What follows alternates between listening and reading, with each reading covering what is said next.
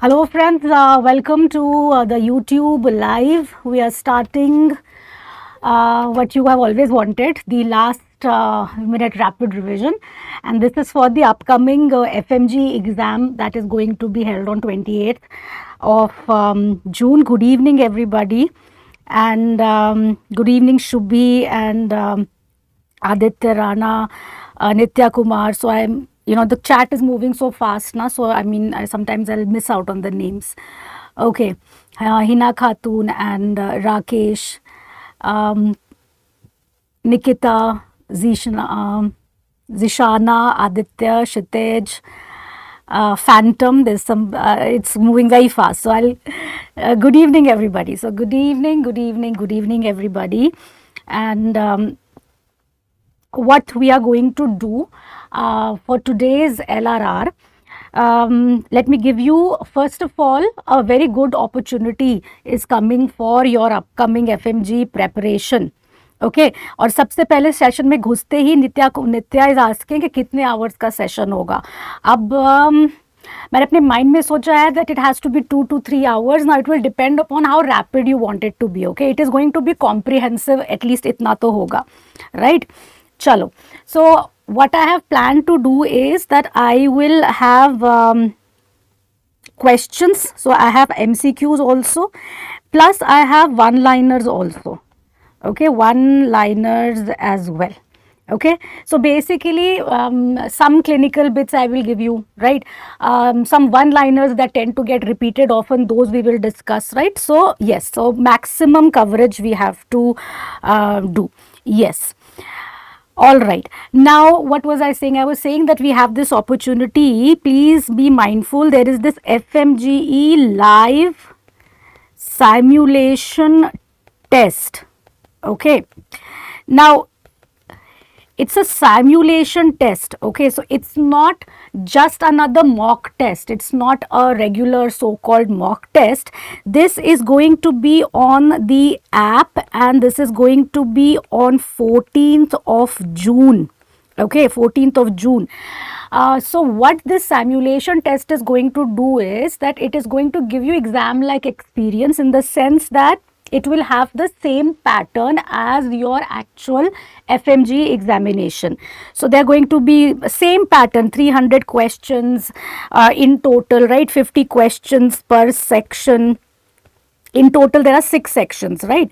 So basically, it is going to give you a run through of the exam, right? It is also going to be held on the FMGE, actual FMGE timings, okay, right? So it will also give you a sense of like you have to get up in the morning for that test, you have to be prepared. Okay, so it will give you that sense also, so that you can plan out, okay, I will sleep at this much time in night, then I have to get up for the test. And also it will give you like time management skills, okay, because you will just get a hang of the actual exam when you're going to appear for this live simulation test. So it is going to be on 14th June. Okay, so let's start with the yes. All right, so I've got, शुरू करें, चलिए शुरू करते हैं. Let's not waste any more time, right? Now let's have a look at the first question.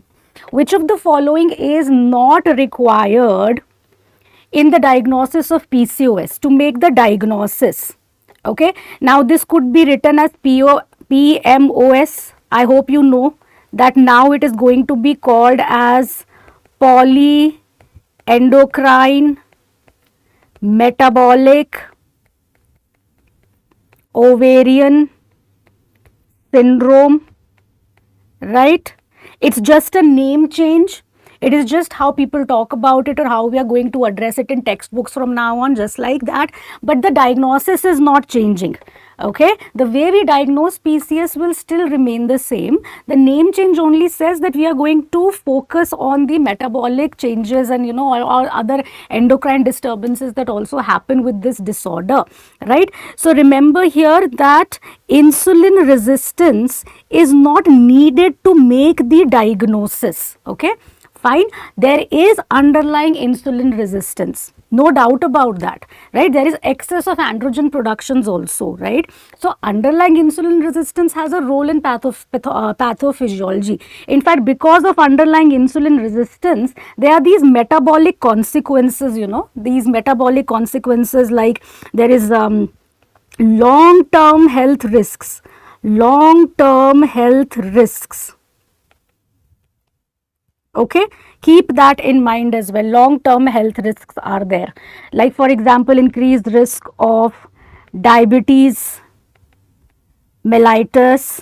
Okay, there is increased risk of metabolic syndrome altogether, right? And because of chronic anovulation, so oligomenorrhea is the menstrual cycle disturbances, right? So remember here that these women have chronic anovulation, and that is why they have unopposed estrogen action on the endometrium, right? So they are at increased risk of endometrial cancer also. They are at increased risk of endometrial cancer. Okay, fine.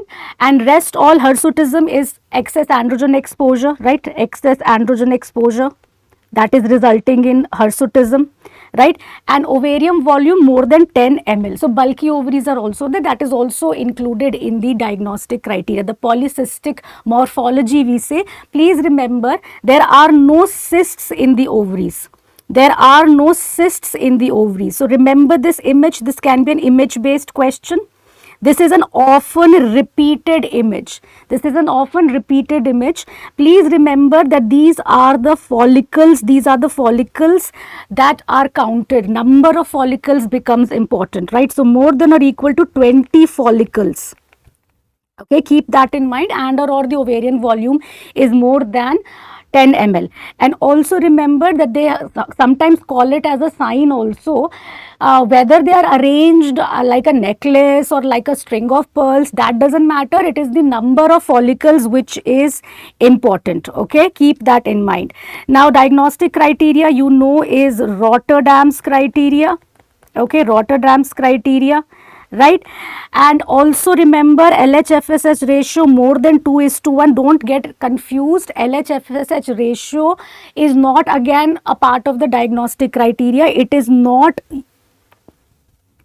important to make the diagnosis. It is not important to make the diagnosis.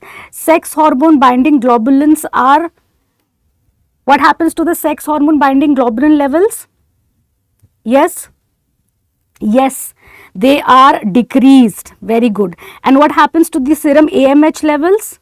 What happens to the serum AMH levels? Serum AMH. AMH is increased. Very good. AMH is increased, is on the higher side, right?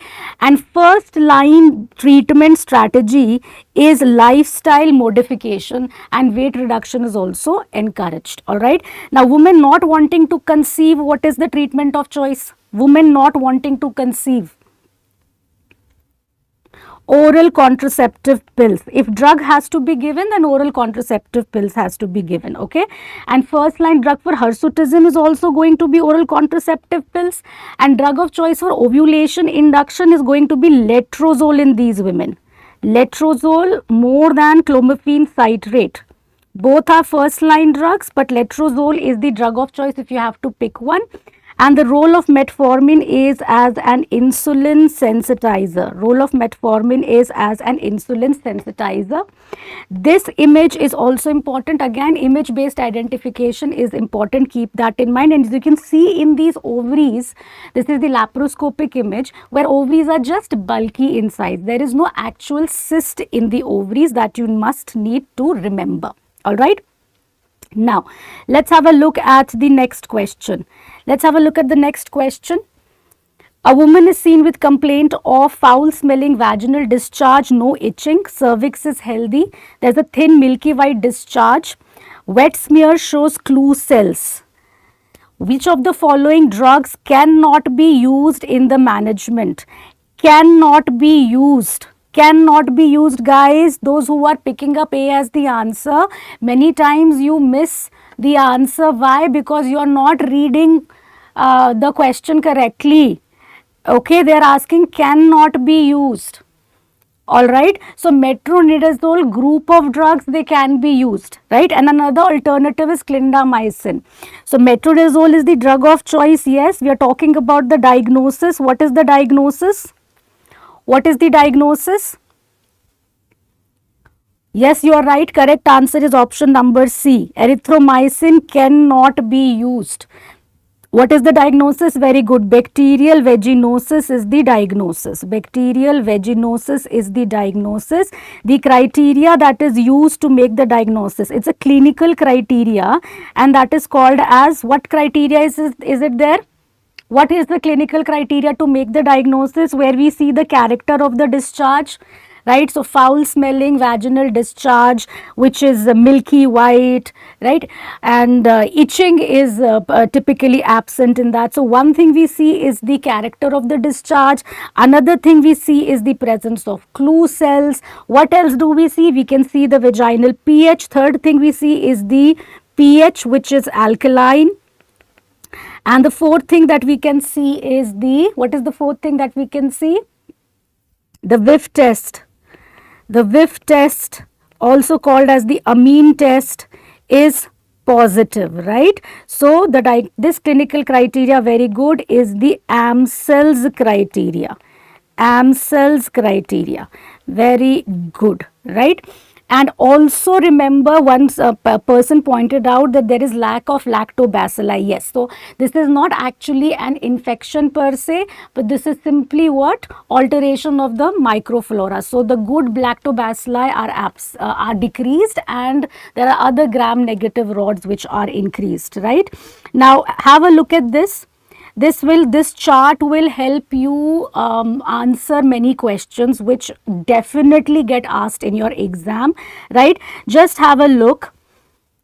Whenever there is a woman who comes with the complaint of vaginal discharge, okay, let's get clinical. Whenever we get a woman with the complaint of vaginal discharge, we go ahead and do, first of all, a PS examination. Okay, on per speculum examination, we have to see where is the discharge coming out from, right? Is it coming out of the os? What is happening? Is the cervix looking unhealthy? Is there any evidence of cervical erosion? So we see, okay, clinically there is cervicitis, we will say.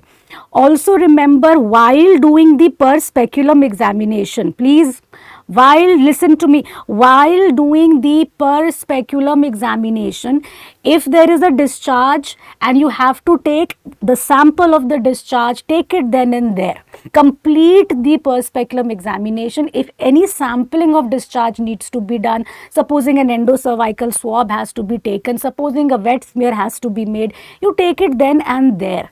Okay, then take out the speculum and then complete the PV examination. If the cervix is healthy, discharge is coming from the vagina, then we'll label it as vaginitis. Then we'll label it as vaginitis. Okay, now next thing, you have done this much. On PV, if we see any evidence of uterine tenderness or adnexal tenderness or cervical motion tenderness, right, this is the bare minimum. This is the bare minimum to make the diagnosis of PID. Okay, this is the bare minimum to make the diagnosis of PID.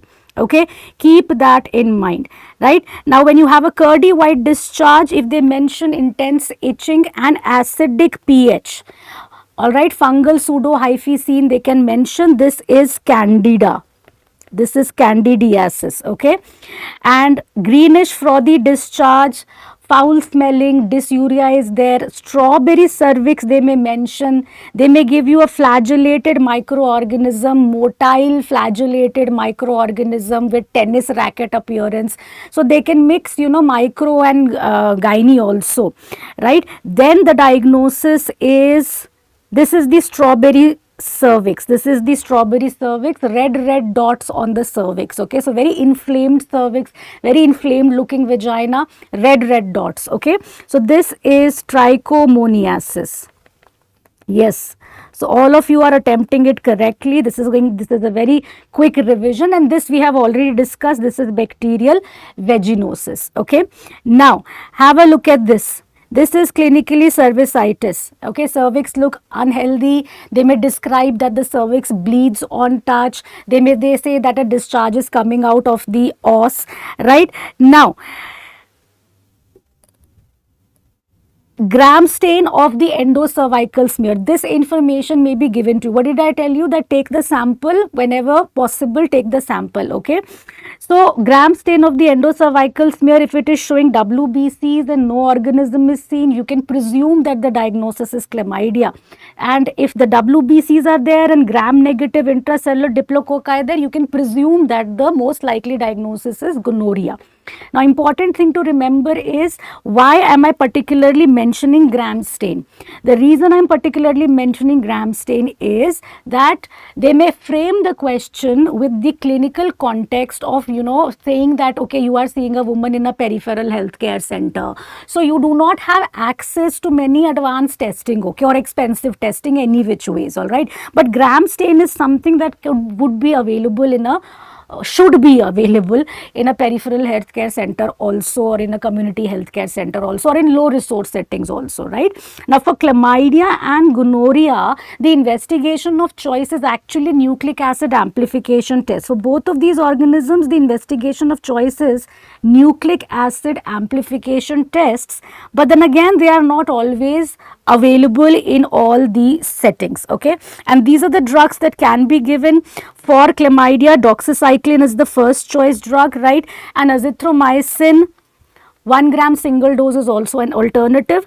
And for gonorrhea, it's ceftriaxone and doxy combination. Ceftriaxone just 500 milligram IM single dose, and otherwise ceftriaxone plus azithro combination. Okay, so these are the preferred regimes.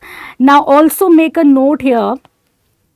You were mentioning that your NACO kits for syndromic treatment, these are generally covered, the entire syndrome and all the genital syndromes, they are covered by the derma faculty. I will focus on cervical discharge wala kit. So, cervical discharge kit is the grey kit. Look at the drugs here. Instead of the because in low resource settings, again, injectables may not always be possible to give. So, instead of that injectable ceftriaxone, they are saying azithromycin. This is for cervical discharge. It will cover for gonorrhea and chlamydia, and we have to treat the symptomatic partner also.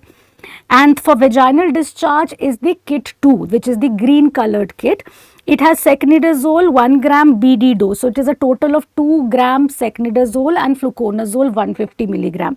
So, you see here in this kit, according to this kit, what will happen is, again, secnidazole is from the metronidazole group of drugs. So, this will cover for your bacterial vaginosis also, it will cover for trichomoniasis also, and your fluconazole is going to give cover for candidiasis also. So, this is for vaginal discharge, and again we have to treat the symptomatic partner as well. And kit 6 is the yellow kit, which is for lower abdominal pain. I remember it with pain and pus and yellow and PID. So, remember this, okay. Now, this will cover for ceftriaxone. Cefixime is there, metronidazole is also there, doxycycline is there. From this kit only remember,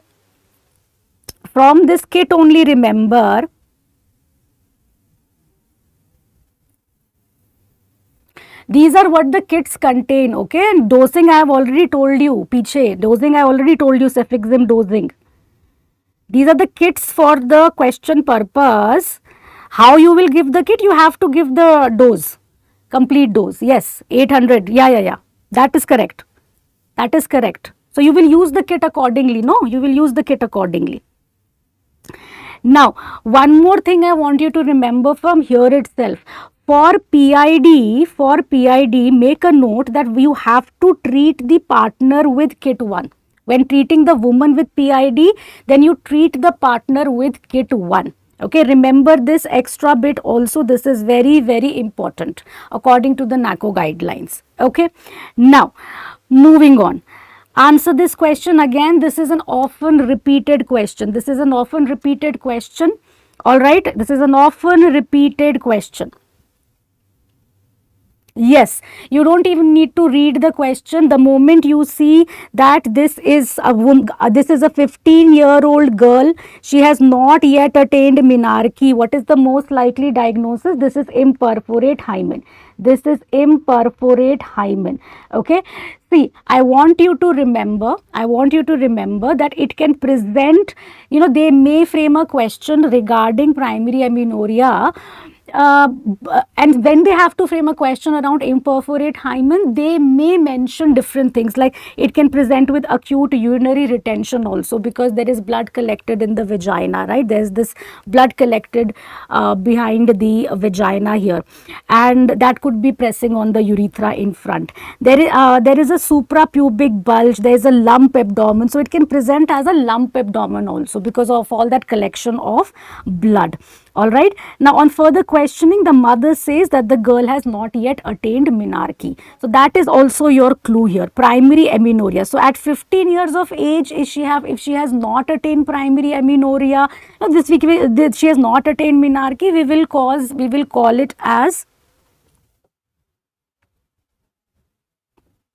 primary amenorrhea. Now, what is the most likely diagnosis? Imperforate hymen. Okay.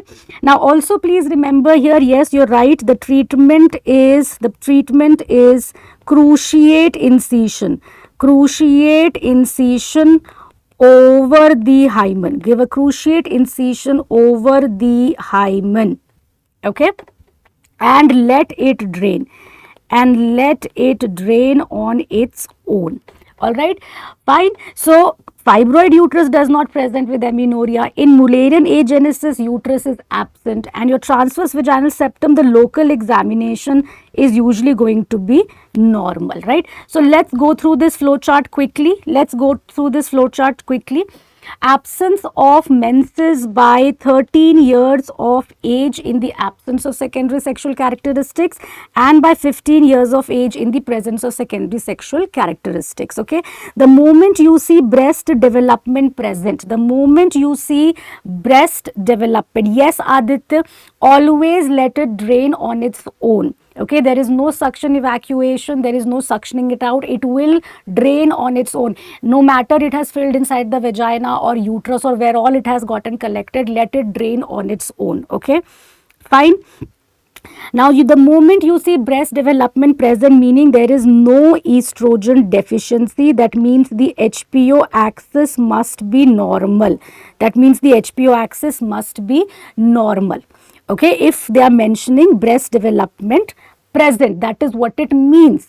That means if the hypothalamus pituitary ovarian axis is normal, that is why there is no estrogen deficiency, and that is why breast development happened as expected. Okay, then focus on the uterus. Okay, now what are they telling you? Right, you have to look at if there is history of cryptomenorrhea, cyclical pain, uterus present, bulge at the introitus. Diagnosis is imperforate hymen. We have just discussed the question with this also.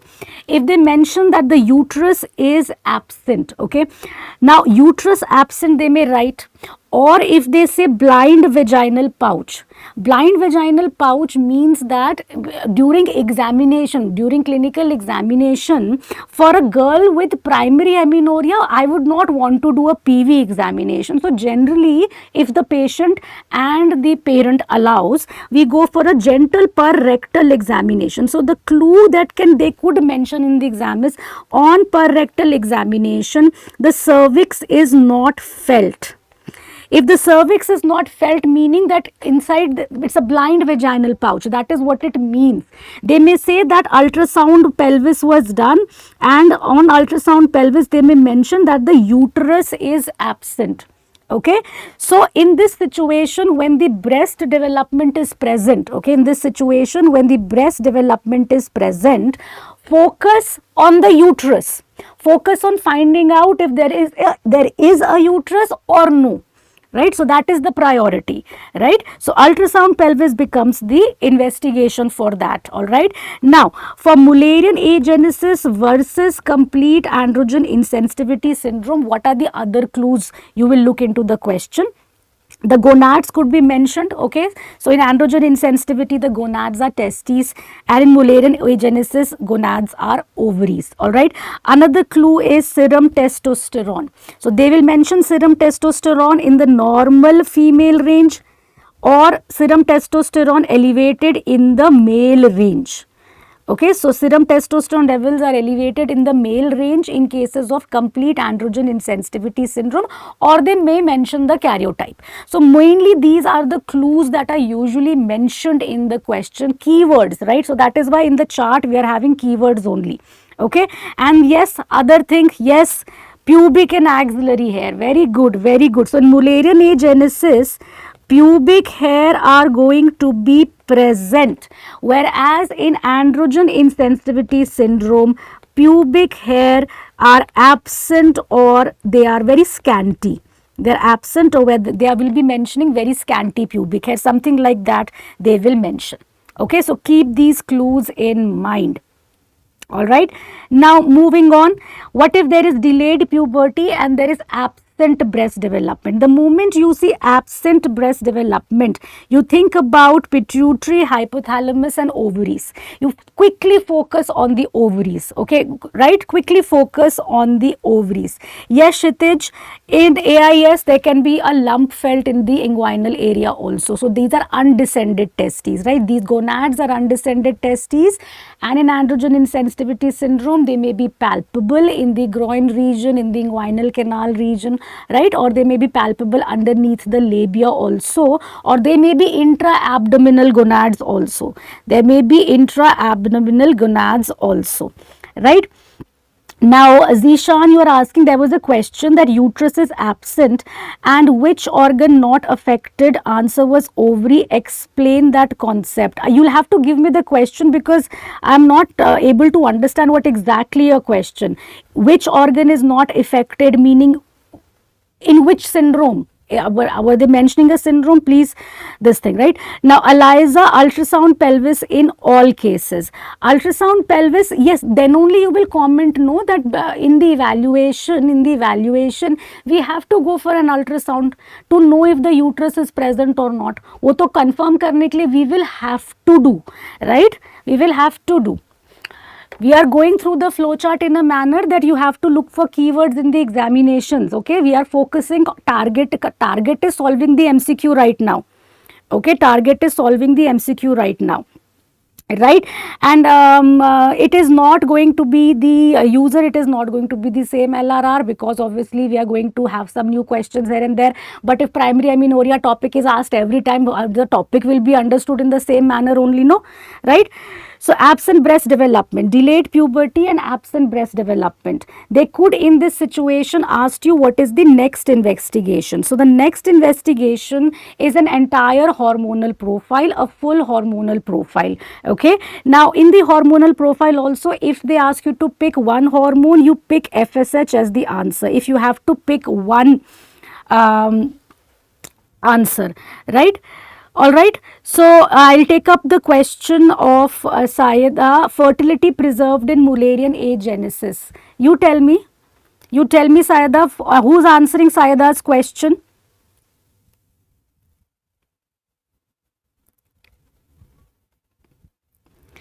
Fertility preserved in Mullerian agenesis.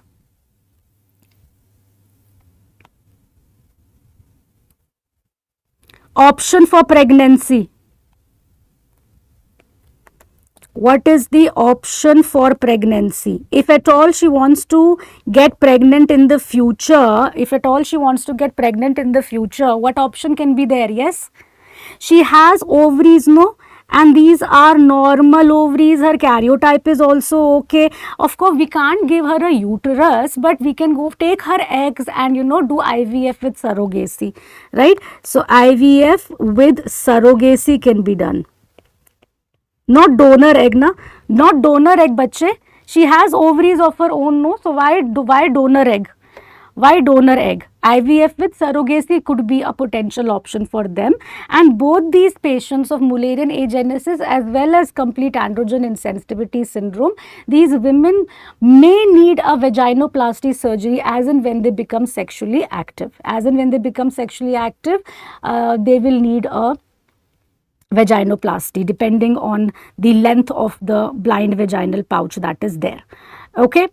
Now coming to this question, if the FSH is high, okay, your answer in this situation can be two possibilities. Okay, it can be gonadal dysgenesis if the FSH is high. Okay, short height, streak ovaries, hypoplastic uterus they are mentioning. Answer is Turner syndrome. Turner syndrome karyotype, most common karyotype with Turner syndrome is 45XO. If they mention tall streak gonads and uterus is present, if they mention height is tall, right, and uterus is present, streak gonads they are mentioning, it is still gonadal dysgenesis. Your answer is still gonadal dysgenesis only, but this can be other types of gonadal dysgenesis.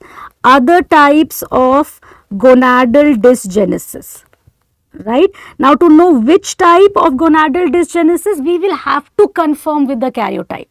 So, when we are in a situation where there is primary amenorrhea, FSH is high, we are thinking gonadal dysgenesis, right, we have to confirm with the karyotype. Okay.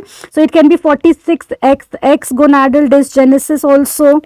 It could be 46XY gonadal dysgenesis, which is called as Swyer syndrome. Okay. Fine, right? So, these are the possibilities we have to confirm with karyotype in this situation. What type of gonadal dysgenesis has to be confirmed by karyotype. Now, FSH if it is low, she is a tall woman, she also has anosmia. Your answer here would be Coleman syndrome, right? And there could be the possibility of a CNS tumor. So, whenever the FSH is low, whenever the FSH is on the lower side, it is important that we rule out CNS tumor. So, this has to be ruled out. Keep that in mind, right? MRI brain can be done for that purpose. So, CNS tumor in the context of primary amenorrhea most commonly is a craniopharyngioma. Okay, once we have ruled out all other causes, okay, FSH is in the low normal range, diagnosis of exclusion is constitutional. Constitutional remains a diagnosis of exclusion in the end, right? So, keep that in mind. Now, let's have a look at this image spotter. Let's have a look at this image spotter. Please remember, the moment you see short stature in a girl with primary amenorrhea, short stature along with infantile uterus and external genitalia, and they are mentioning again, like I said, increase in FSH, high FSH, right? Please think this is Turner syndrome. This is Turner syndrome. Okay, there can be various stigmata of Turner syndrome. There can be various stigmata with Turner syndrome. So, keep in mind of these stigmata also. The most important stigmata is short stature. They are always going to have short height. Okay, and they will also need lifelong hormone replacement therapy, because they have no source of estrogen. No, their ovaries are streak ovaries, isn't it? They have streak ovaries. They have no source of estrogen in their body, right? So, if no estrogen will be there, they will be at increased risk of osteoporosis, right? So, they will need lifelong hormone replacement therapy. Keep that in mind, very, very important pointer. Along with that, multidisciplinary care. So, Turner syndrome is not just limited to the gynae OPDs. She has increased risk of hypothyroidism, various serious anomalies, renal anomalies risks are there, and long term, they can be increased risk of sensory neural hearing loss also. Right, they are at increased risk of diabetes also. So, they need multidisciplinary care. Okay, so keep that in mind. Now moving on, let's have a look at the next question. This is a previous year PYQ, and with this PYQ we are going to again highlight how we will look at the keywords. इन्हीं में से घूम के questions आते हैं. That is why this is a very important PYQ. After is hysterectomy, how does a woman produce estrogen? बच्चे, what is the source of estrogen in the body? It is ovaries. If you are mentioning hysterectomy, hysterectomy is removal of the uterus. It is not, you are not saying that ovaries are being removed, no, right? Now this is a 37-year-old woman. She is less than 40, right? And she's come with amenorrhea, right? There is no withdrawal bleeding on progesterone challenge test. Physical examination is normal, reports dryness during sexual intercourse. This entire thing that she reports dryness during sexual intercourse. What does it mean? Vaginal dryness. What does it mean? Maybe estrogen deficiency. Estrogen deficiency, right? No withdrawal bleeding on progesterone challenge test. No withdrawal bleeding on progesterone challenge test, meaning after we gave progesterone, and for a couple of days we were expecting that withdrawal bleeding will happen, but maybe there is estrogen deficiency, right? It is also pointing towards estrogen deficiency, or it is pointing towards the fact that estrogen may be there but the uterus is not responding, or maybe endometrium is the problem, right? So that is what this information is telling us. Lab test shows serum FSH levels of 36, right? Now please understand here, in the normal FSH range, FSH levels fluctuate a lot, but normal FSH range in the reproductive age group woman is somewhere around 5 to 20 international units per liter. Roughly remember this range, okay? Now in the clinical context of amenorrhea, right, and also the clinical context of having symptoms which are pointing towards estrogen deficiency, this FSH of 36 is high. Okay, this FSH of 36 is high. AMH is also on the lower side. AMH is not making the diagnosis. High FSH is making the diagnosis. That is why I have circled it. Okay, AMH is not making the diagnosis. Serum FSH is making the diagnosis of premature ovarian insufficiency. That is your answer, not option A. If pituitary failure is there, those who are saying if pituitary failure is there, meaning pituitary is not able to produce the hormone, isn't it? Which hormone pituitary produces? FSH and LH, right? So if pituitary failure is there, then FSH has to be low, not high. There has to be deficiency of FSH, not high. Okay. Now if uterine synechiae are there, if Asherman syndrome is there, if uterine synechiae there, if Asherman syndrome is there, right, then what are the clues to look out for? First of all, the hormone levels will be normal. The hormone levels will be normal, right? All hormone levels will be normal.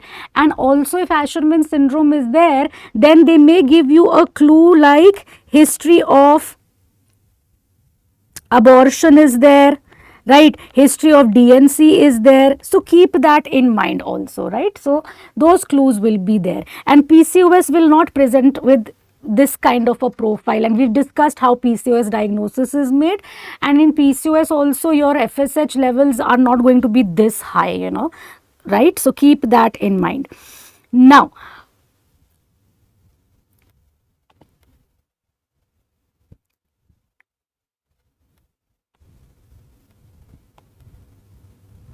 extra pointer to remember, they have asked you this. Oops. All right.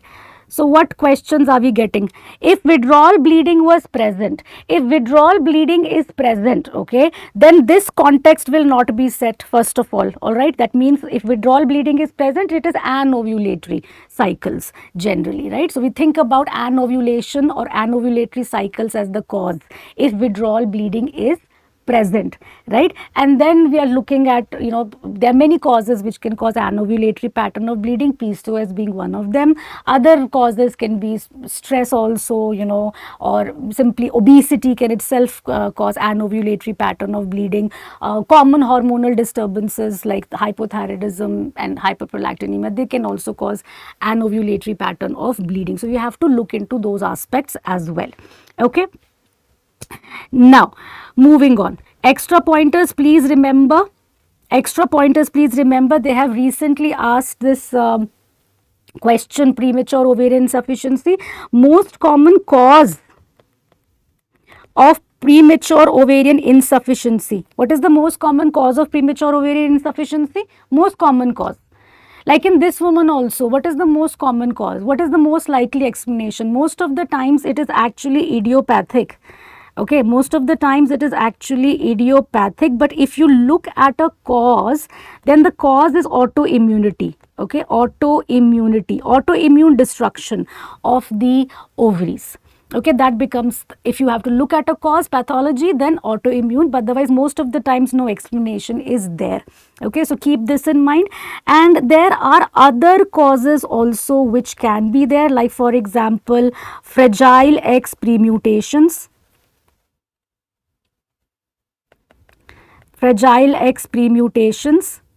So if a woman is carrying these fragile X premutations, she is at risk of having premature ovarian insufficiency. And also remember one more thing, right? If the woman is, let's say, less than 30 years of age and she is presenting with POI like features, then we also think about the possibility of X chromosomal disorders or disorders involving the X chromosome. Okay, so that can also be there. So there could be Turner mosaics, for example, which can present with this premature ovarian insufficiency. Okay. Now, let's have a look at the next question. A 19-year-old girl presented with weight loss. Yes, Ajay, chemo or radiotherapy. Yes, other causes could be, Ajay added one more list. Other causes could be iatrogenic. So you can club that as iatrogenic. Okay, you can club that as iatrogenic. Next question. A 19-year-old girl, mosaic meaning that the karyotype is a mosaic. It is 45XO/46XX karyotype. Those are called as Turner mosaic. They have a mosaic karyotype. Okay. Okay, what is Savage syndrome in FSF? What is Savage syndrome? Or what you are asking, what will happen in Savage syndrome with FSH? Is that what you are asking? First, we'll do this question, that please frame your question properly, then I'll get back to it. All right. Now, a 19-year-old girl presented with weight loss, secondary amenorrhea, constant fear that she will gain weight. Okay. Which hormone is responsible for this? Yes. So, she's having anorexia nervosa. So, basically what we are having here is functional. What we are having here is functional GnRH deficiency. Okay, and there can be variety of reasons which will operate through the same common pathway. Functional GnRH deficiency refers to what? There is, so answer is GnRH. It refers to what? It refers to a situation where the pulsatile secretion of GnRH is decreased. Okay, pulsatile secretion for GnRH is increased, decreased. Okay, right? So can you tell me other causes? One is, okay, anorexia nervosa. So anorexia nervosa. So basically extremes of weight. Okay, extremes of weight loss or weight gain.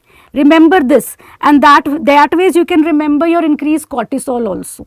That ways you can remember your increased cortisol also, right? So anorexia nervosa, extremes of weight loss, weight gain, right? So they can cause functional GnRH deficiency, right? Keep that in mind. right? Now, in Kshitij, in PMOS, there is the nature of pulsatile secretion of GnRH changes favoring more of LH release. Right, in fact, fast pulses are there in PMOS, and that is why there is increase in LH in patients with PMOS. There is no GnRH deficiency there. Okay, keep that in mind. Okay.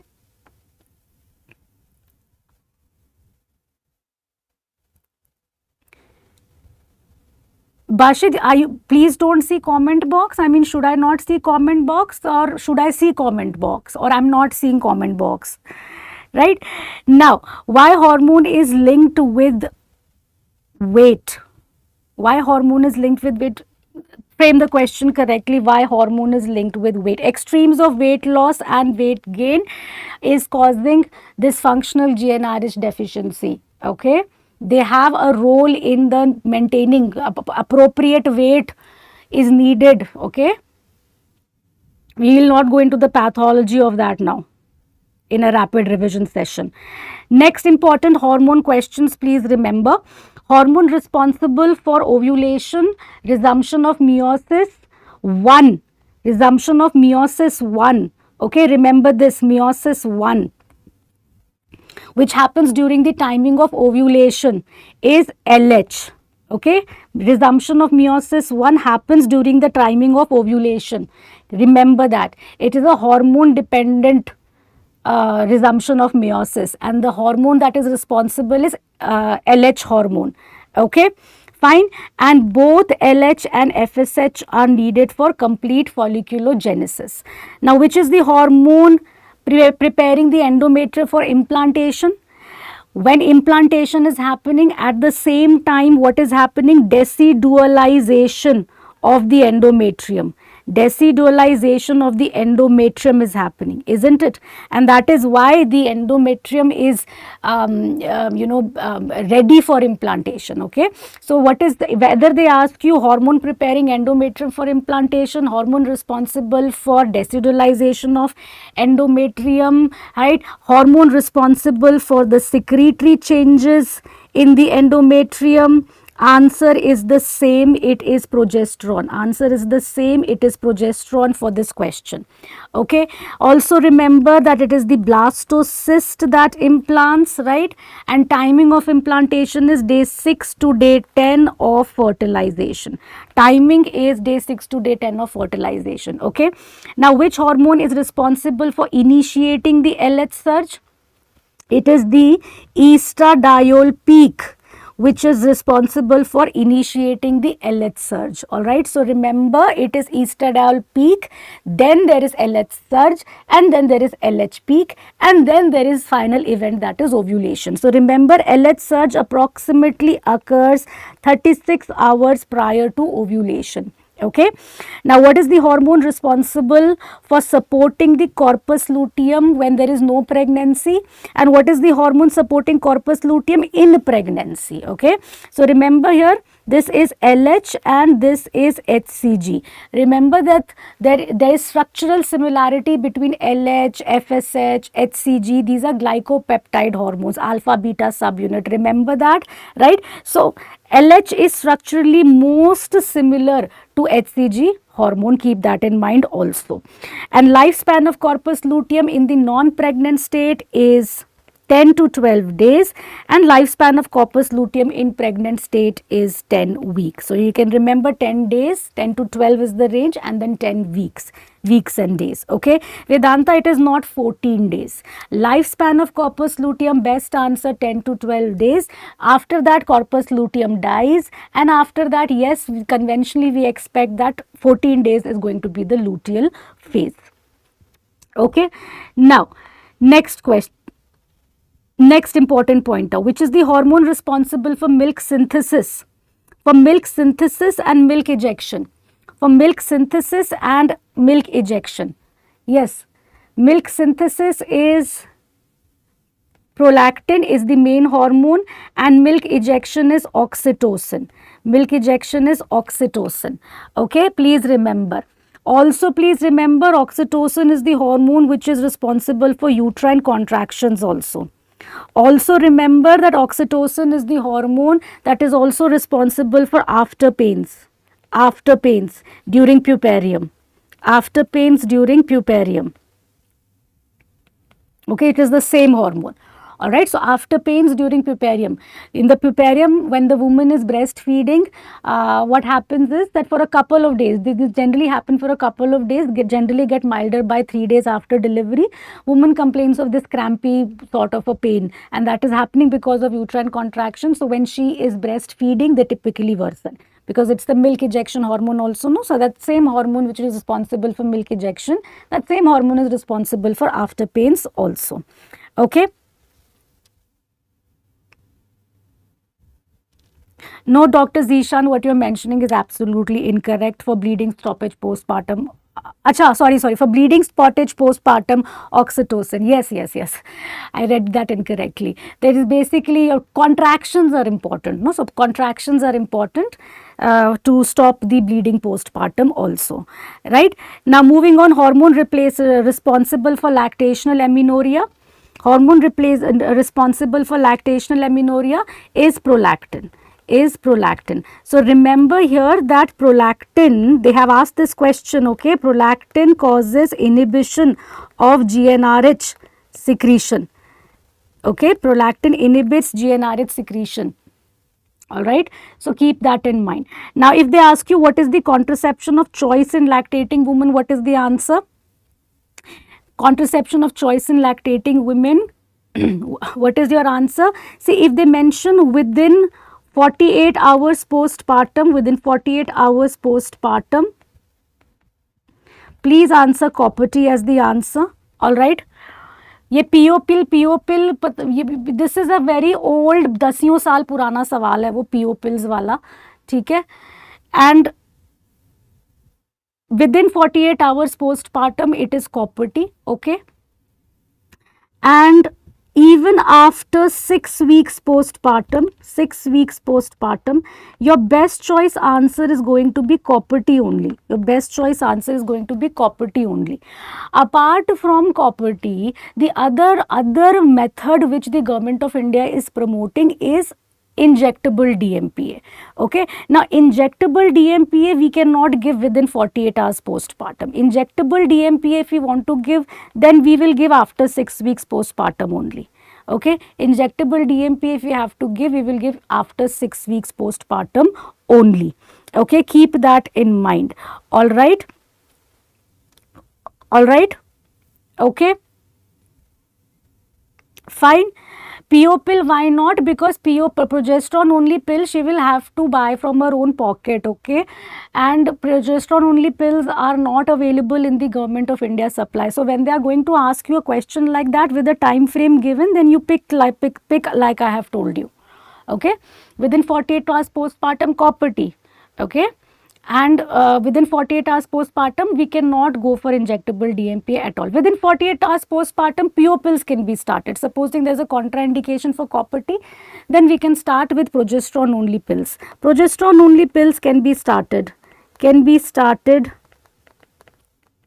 soon after delivery also. उसमें कोई ऐसा there is no time threshold. But please remember, very important pointer, oral contraceptive pills are contraindicated till 6 months if the woman is breastfeeding.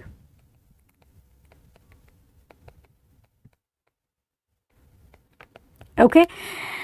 Right now, why can't you use injectables within 6 weeks postpartum? There is some concern that it may decrease the milk production. So that is why. Okay.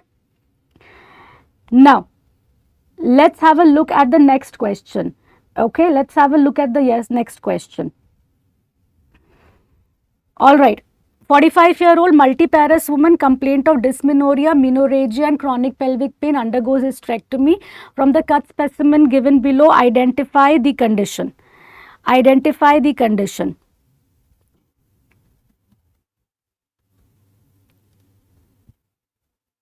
Yes, Some of you are identifying it as fibroid, but most of you are identifying it correctly as adenomyosis, okay.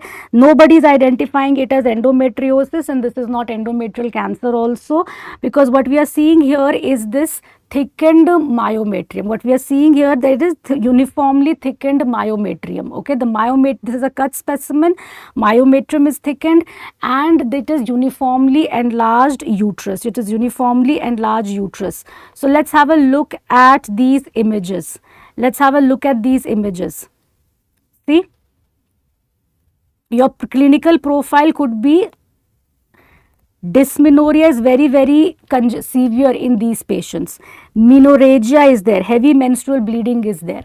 So this two things, presence of dysmenorrhea is going in favor of adenomyosis. Okay, keep that in mind. So, and also remember, uniformly enlarged globular uterus. Okay, and enlarged, it is usually enlarged like about 10 to 14 week size, ऐसे दिया होगा. Okay, so symmetrically enlarged uterus. Okay, all right. Okay, fine. Now your clinical context of adenomyosis and endometriosis will be entirely different. Okay, in endometriosis, patient's clinical profile will be different. We'll come to that also. Okay. So please remember here, from these images, on one side compare fibroid, on the other side compare the adenomyosis. Okay, right? All right, and Barkha, no, don't say it will always be in multiparous woman. No, it is not going to be in always multiparous woman. It can happen in younger women also. There are very few things in medicine which are always. Okay, medicine, the field comes with exceptions.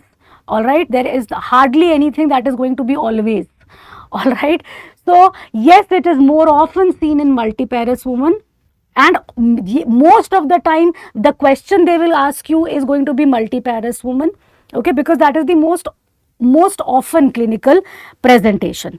Okay, so you can see here, adenomyosis means that their endometrial glands and stroma are in the myometrium. Endometrial glands and stroma are in the myometrium, right? And around that there is thickening of the myometrium. There is myometrial hyperplasia. In cases of adenomyosis. That's why the uterus is bulky and it is, enlarged, right? So what you can see here is, this is the endometrial lining, and there is this Venetian blind appearance that you can see. Okay, white, black empty spaces and empty dots like things that you are seeing inside the myometrium are the myometrial cysts, and thickened posterior wall. So this is the anterior wall of the uterus, this is the posterior wall of the uterus, right? And there is also loss of endomyometrial junction. So these clues can be used in your question, and this diagram, this image can be asked. This can be the image based question for adenomyosis. Okay, so they can give you a clinical profile. What is the clinical profile? Heavy menstrual bleeding, severe dysmenorrhea, enlarged uterus, right? Usually about 10 to 14 week size, right? Your initial investigations in such circumstances is going to be ultrasound pelvis, which is preferably going to be transvaginal sonography. These are both ultrasound pelvis images. These are both TVS images. Your ultrasound most of the time is enough for us to make the diagnosis. Okay, enough for us most of the times to make the diagnosis.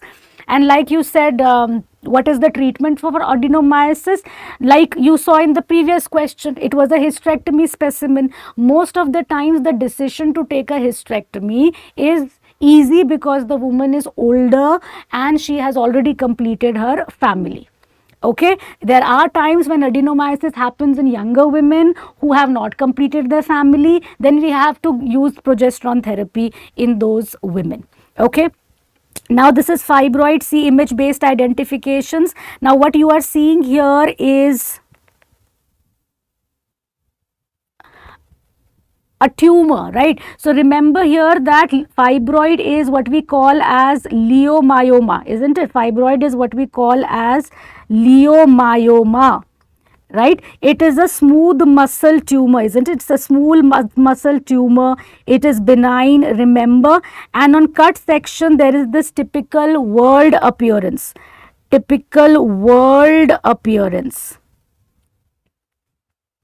on cut section. Okay, now compare this with the ultrasound image,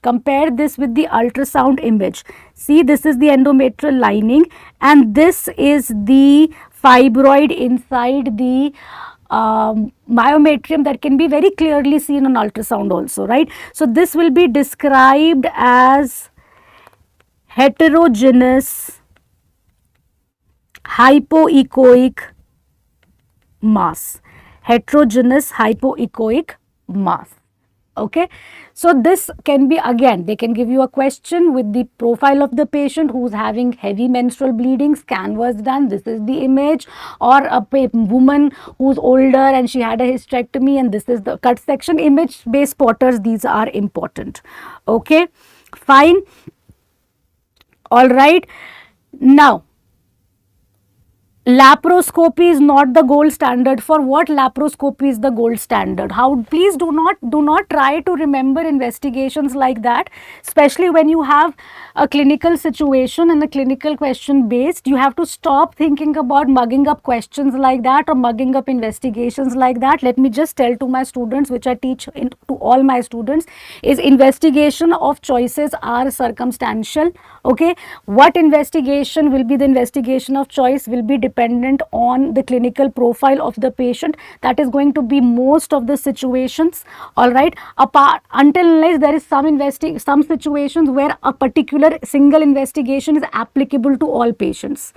Okay, so keep that in mind also, right? And do not jump the topic, please stay with the topic. When we are with the topic, you stay with the topic, right? Now look at these two images, image spotters. All right, again, now these are MRI images, both, right? And this on the right is adenomyosis,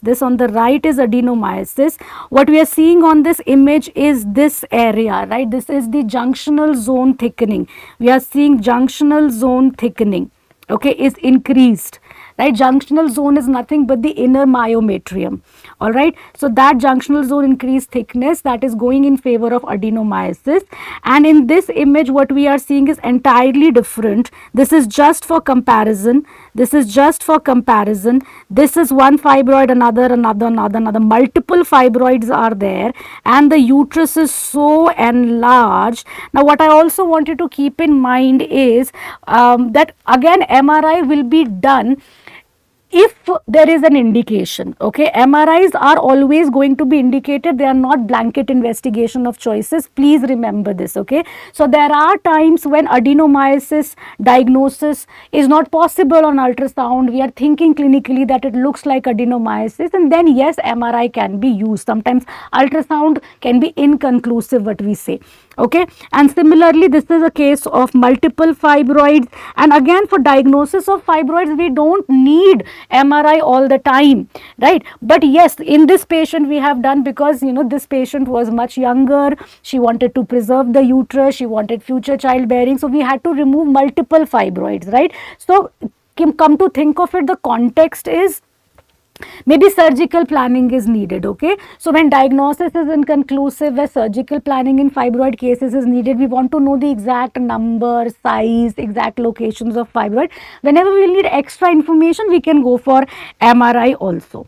All right, now moving on, let's look at these two images and compare. So there can be confusing images in exams, and then they will, most of the times for FMG they give you an image, they give you a very standard set clinical context, they ask you the diagnosis or they ask you the treatment. Okay, So compare these two images here. The image on the right, you see something whiter, okay, whiter than the surrounding myometrium. This is the myometrium, this is inside the endometrium, okay, this is whiter. So this will be described as hyperechoic lesion, which is inside the cavity. It is inside the cavity with a feeding vessel sign, with the feeding vessel sign. Okay, so this is going to be an endometrial polyp. This is going to be an endometrial polyp. The clinical context that they will give you is that a woman is coming with the complaint of intermenstrual bleeding. The typical complaint is that of intermenstrual bleeding.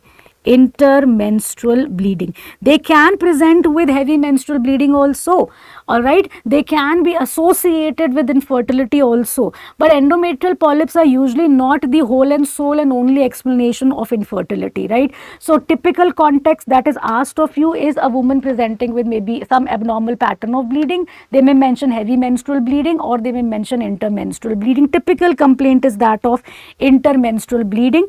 And this is what was done for the patient, hysteroscopy. This is the hysteroscopic image of the endometrial polyp, and whenever there is clinical suspicion of endometrial polyp, hysteroscopy is the best use. It is you should see that it will make the diagnosis also. It will be treatment at the same time, right. So treatment is by hysteroscopic polypectomy. Hysteroscopic polypectomy. Okay, so keep this image in mind as well. This can be an image based question. They had asked this question in recent FMGE examination. I'll tell you what they asked. They had asked a clinical context where was a woman with postmenopausal bleeding. Right, now it's flipped, they changed. The postmenopausal bleeding, she was undergoing a hysteroscopy, they mentioned, and they had mentioned this image, and they had mentioned what to do next. Now, when you are seeing that there is a woman with abnormal bleeding, postmenopausal bleeding is also not normal, isn't it, right? And postmenopausal bleeding, we need to rule out cancer priority wise, right? So again, you had to remove the polyp, right? So again, answer was hysteroscopic polypectomy. Now you look at this image. In this image, you can see, this is the ultrasound image. You can see again that heterogeneous hypoechoic mass, okay, inside the cavity. Okay, this is hyperechoic, this is hyperechoic, this is heterogeneous hypoechoic. This is heterogeneous hypoechoic, okay, and generally this will have a peripheral vascularity. Fibroids tend to have a peripheral vascularity, okay. So this is a submucosal fibroid. This is a submucosal fibroid. My scan is also enough to give me the diagnosis. This is also TVS images. These are also transvaginal sonography images. Okay, these are also transvaginal sonography images. Okay. Now, in this image, what we are also seeing is that submucosal fibroid has been diagnosed very easily on a transvaginal sonography image also. Alright, but yes, sometimes they ask you this question, what is the best for diagnosis of submucosal fibroid? So best has to be used in certain situations, like for example on ultrasound there is suspicion that there may be a submucous fibroid, we want to confirm, then yes, of course we can confirm on hysteroscopy, this will be, we can confirm on hysteroscopy also. So we can have a hysteroscopy, one may need this confirmation. I am not saying always it will be needed, okay. So this is the hysteroscopy, one can confirm if needed on hysteroscopy. And hysteroscopy generally we plan in a manner that if there is treatment required, it can be done at the same time, right. So please remember here that asymptomatic fibroids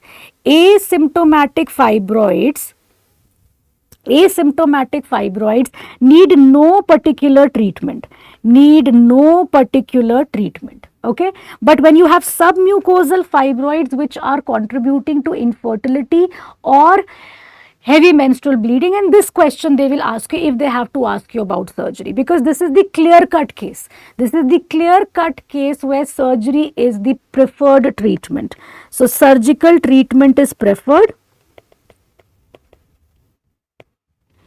and it is going to be a myomectomy preferably, Okay, it is going to be a myomectomy preferably, right? And when you have a fibroid that is type 1 or 0, which is FIGO type 1 or 0, then it has to be hysteroscopic myomectomy.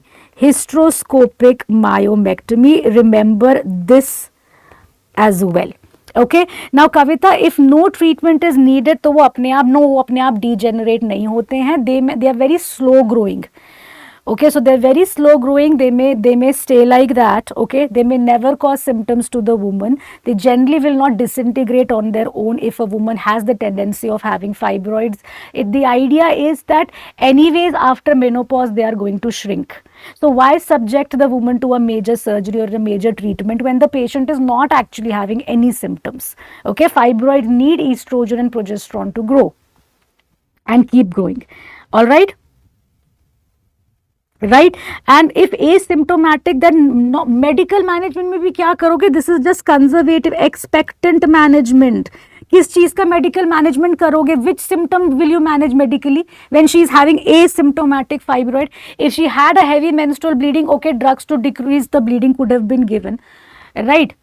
Which medical asymptomatic means what? That there is no symptom. So for what symptom for what medicine you are going to give? Right? Unnecessarily you will give drugs to shrink the size of fibroid. Those drugs have their own side effects, isn't it? So expectant management, expectant management. Okay, now OC pills will not help on fibroid. No, OC pills are not treatment strategies, but OC pills, they do not cause fibroid to grow. OC pills can be used in a woman with fibroid if she is having heavy menstrual bleeding also. The drugs to treat the the drugs to control bleeding and regularize periods, they can be given. So it's not like OC pills cannot be used in women who are having fibroids. Okay. Now next question, 45-year-old. If you do hysteroscopy and submucosal fibroid, will you do myomectomy during that time?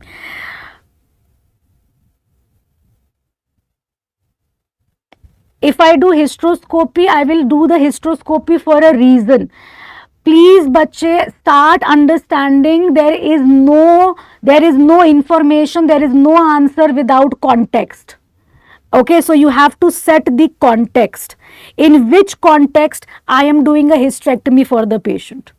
In which context? Am I doing the hysteroscopy in the clinical context of infertility? During infertility workup, I am doing a hysteroscopy, right? For evaluation of uterine cavity, right? And if I do find a submucosal fibroid, I have to plan it accordingly. Now I can do it in the same sitting, then I will go for it with the intention of doing it. All right, otherwise I can plan it at a different time also. All right, so it will depend on the clinical context. All right. So 45-year-old multiparous woman, obese, hypertensive, seen with the complaint of heavy menstrual bleeding. Examination is normal. There is a small intramural fibroid, and see, it's an 3 centimeter small intramural fibroid. So it's just a this much chota small fibroid, 3 centimeter this much small fibroid, intramural, inside the myometrium, not submucosal. The fibroid that contributes to bleeding, okay, most often is the submucosal fibroid. All right, what is the next step in her evaluation? Okay, so I have got multiple answers and I have got very few correct answers. All right, so answer is performing endometrial aspiration. This question will be asked from you people in multiple possible ways. Okay, you see here her age is more than 40 years. A woman who is more than 40 years presenting with any complaint of abnormal uterine bleeding pattern, any pattern of abnormal uterine bleeding, age more than 40 years, look, or there is high risk history, obese, she's hypertensive, right? So she could be having endometrial hyperplasia, she could turn out to have endometrial cancer. Endometrial hyperplasias, endometrial cancer on ultrasound can have thick endometrium, but the only way to know for sure is biopsy and histopath. Right. So perform endometrial aspiration, and what are we doing with that endometrial aspiration? We are subjecting it to histopath of endometrium, subjecting it to histopath of endometrium. So the priority is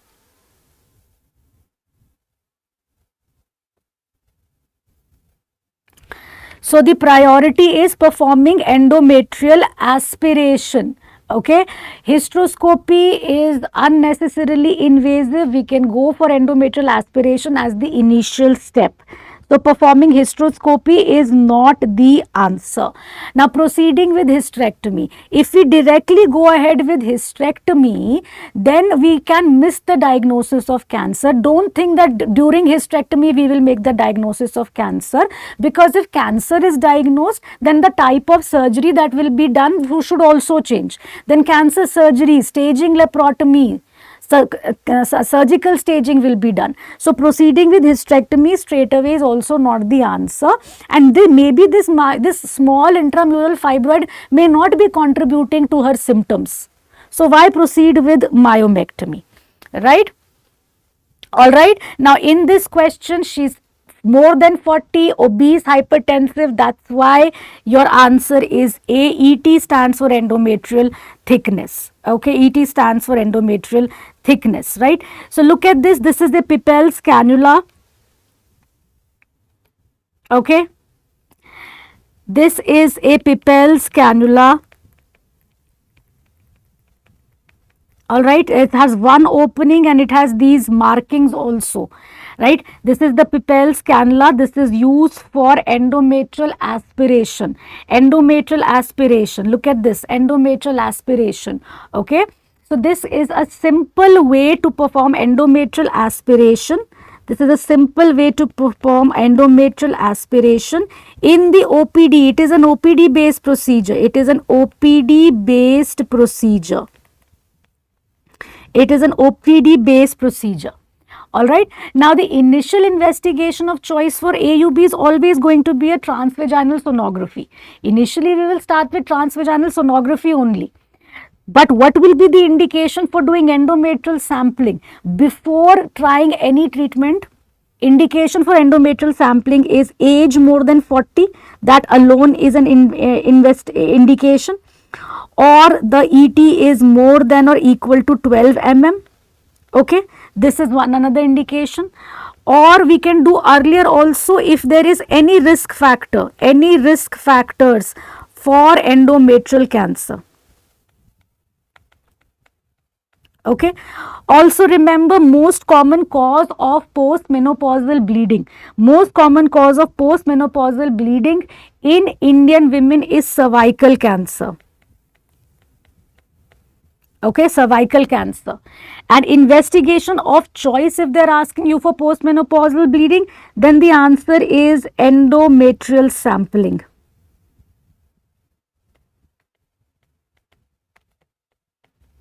Okay, gold standard is of course hysteroscopy, directed endometrial sampling.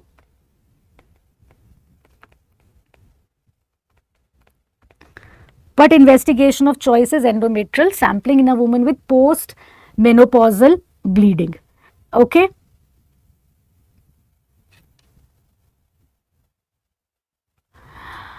Jitesh, why not go for what is HSS/S when she has risk factors? Hysterectomy you are asking. What are you asking? What is H/S? Hysterectomy, are you mentioning hysterectomy? Is that what you are asking? Otherwise, we'll move with the next question. Hysteroscopy you are asking. Why not go for hysteroscopy? I already told you na, jo cheez the diagnosis, see your idea, your concern ki histopath chahiye, है ना? जो चीज endometrial aspiration simple OPD में एक पिपेल cannula use करके diagnosis बन सकती है मोस्ट ऑफ द टाइम्स। तो फिर उसमें एक हिस्ट्रोस्कोप डालने की क्या जरूरत है, जिसमें पेशेंट को हमें शायद माइनर ओटी में या मेजर ओटी में ले जाना पड़े और पैसे भी ज्यादा लगेंगे करने के, right? So yes, hysteroscopy becomes second line. Hysteroscopy becomes second line. Sometimes endometrial aspiration, इसलिए वो gold standard है कि मतलब हम उसको wisely use करते हैं, right? In the sense that patient may continue to have symptoms and we are suspecting polyp, तब hysteroscopy करने का मतलब है, right? Okay. Now, what is the treatment of choice for endometrial hyperplasia with atypia? In histopath, you have to look whether there is atypia or not. Atypia is atypical features on histopath. So, if it is endometrial hyperplasia with atypia, the treatment is a simple hysterectomy. Simple hysterectomy. And treatment of choice for endometrial hyperplasia without atypia is progesterone therapy. And this is preferably going to be Mirena. This is also preferably going to be Mirena. Okay. All right.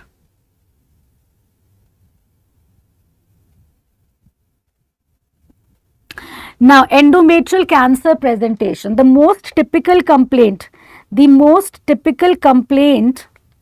of endometrial cancer is postmenopausal bleeding. You will have a woman with postmenopausal bleeding, or you will have the woman with any reproductive, it can happen in younger women also. So, there could be any pattern of abnormal uterine bleeding, postmenopausal bleeding, this sort of a situation will be there. Okay, and the diagnosis of endometrial cancer will be made on histopath. Please remember, when a woman presents with postmenopausal bleeding, supposing there is a older woman who is presented with postmenopausal bleeding, always do a per speculum examination first, go step by step. Okay, there may be a cervical growth. If there is a growth on cervix, then we will go for biopsy straight away. Okay, biopsy from the growth. Because you're talking about Indian women, our women can have cervical cancer also, right? That is the most common cause. So do a per speculum examination. Once that is done, when the per speculum examination is normal, focus on the uterus now, right? So in this situation, when we are investigation, TVS and endometrial aspiration both are first line. Okay, it's not one is the substitute of the other. On transvaginal sonography, you will maybe see a structural lesion, and your endometrial aspiration also has to be first line. Alright. Earlier they used to say a cutoff of 4 mm. Now they are saying for all patients with postmenopausal bleeding, prioritize sampling the endometrium. That is why investigation of choice is to begin with endometrial aspiration. Okay, if you have to pick one, it is endometrial aspiration, because ruling out cancer is the priority. Okay. All right. How many questions are there in this LRR? Only I will be able to tell. It is not, the questions are not, the session is time bound, not the questions. All right. Now, next clinical context, classic triad. If they mention this question, classic triad of endometriosis, dyspareunia, dysmenorrhea and infertility, and they give you these sort of symptoms they are mentioning, this sort of clinical profile they are mentioning, and they are saying ultrasound, they will mention the ultrasound image with this. Okay, they can show this typical ground glass appearance, then your diagnosis is endometriosis. This is a case of endometriosis. Okay, now gold standard for diagnosis of endometriosis is laparoscopy. Gold standard for diagnosis of endometriosis is laparoscopy. Okay, and laparoscopy is again, we want a histopath, preferably with the histopath confirmation, but it is not necessary. And if you look at this image, this is what we call as chocolate cyst. Right? So image based identification important. All right, image based identification important. Now, HSG spotters. Have a look. What is this cannula? What is this cannula? What is this cannula? Which is done for you, which is used to perform hysterosalpingography. Right? This is Leach-Wilkinson's cannula. This is Leach-Wilkinson's cannula. Okay, you identify it with this serrations here. Okay, these serrations here. This is done for, this is used for hysterosalpingography. Right? Hysterosalpingography is done post-menstrually. After the periods are over, after the bleeding has stopped. So she can be asked to come on any day once the periods have stopped, but usually we call her around day 10. This is a normal HSG. This is a normal HSG. Okay, you can see that the dye is coming out from the fimbrial ends. Okay, normal spillage, right? And image in the middle, this is showing bilateral cornual block, bilateral cornual block. And if you look at this image, this is showing bilateral distal tubal blockage, distal tubal blockage, and this is most likely going to be hydrosalpinx, most likely going to be hydrosalpinx. Okay, good. Now next, HSG spotter. Identify. I will give you the clinical context. The patient has infertility. She is being worked up for infertility. She also has scanty periods or scanty bleeding during periods, scanty bleeding during periods, right?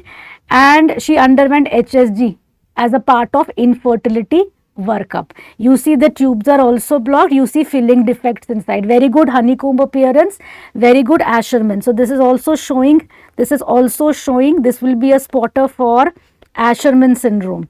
This will be a spotter for Asherman syndrome. Okay. Now please remember here, Asherman syndrome, if it is suspected, what is the best investigation or best way to diagnose Asherman syndrome? What is the best way to diagnose Asherman syndrome? Best way to diagnose Asherman syndrome? Yes, moth-eaten appearance, honeycomb appearance. Yes, moth-eaten appearance. This is not a very this is not a classic honeycomb appearance, because I don't have that image of classic honeycomb appearance with me, because it hardly ever happens that we use HSG for making the diagnosis. The best way to diagnose would be a hysteroscopy. Yes, hysteroscopy, and the treatment will be hysteroscopic adhesiolysis. Treatment will be hysteroscopic adhesiolysis. So these are extra pointers that you should know.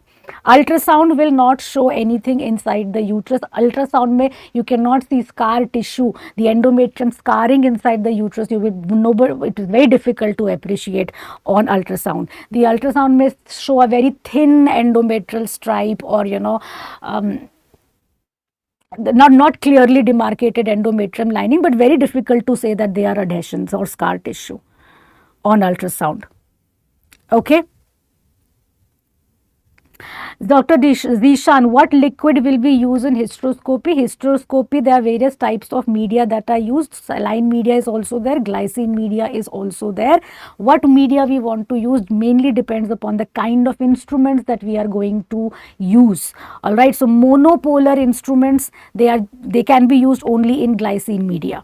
So if I have to use a monopolar instrument while I am doing a hysteroscopy, right, then I will have no other choice but to use this glycine media. Okay.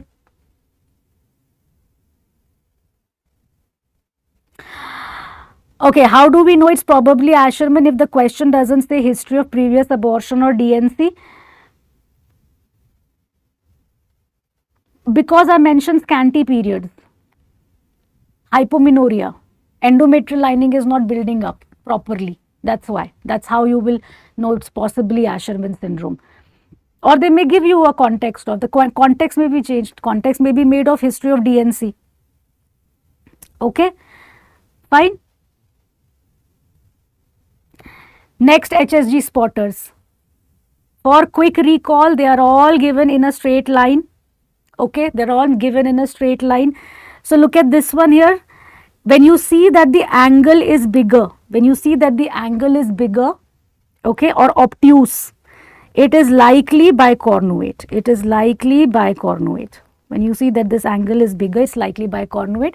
When you see that the angle is acute, okay, when you see that the angle is acute, it is likely septate.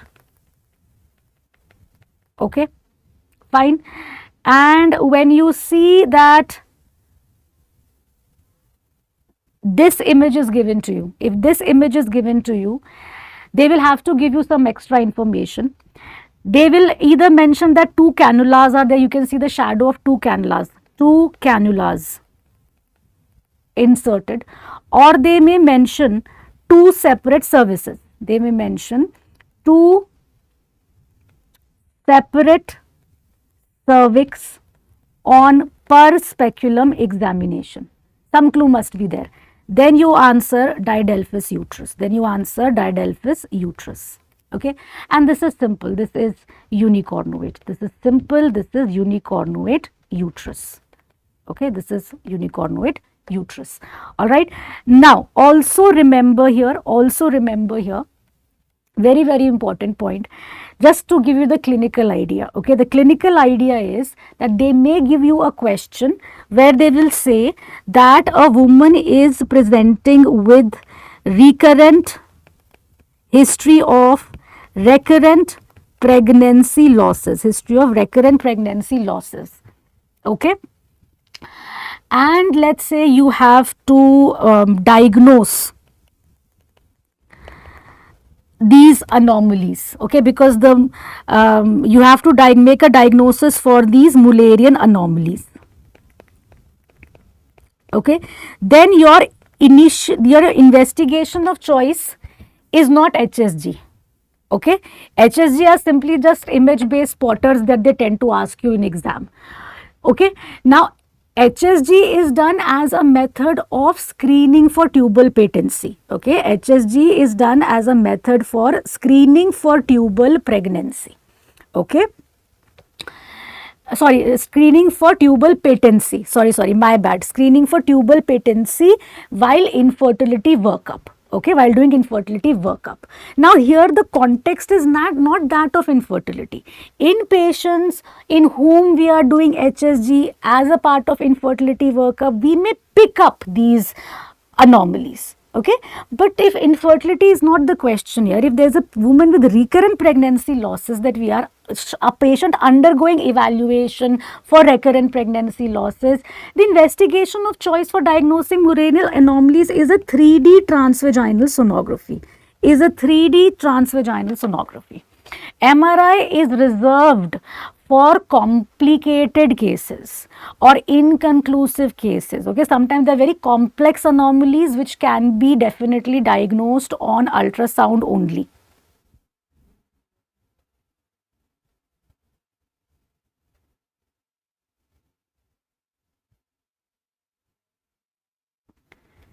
Okay, fine.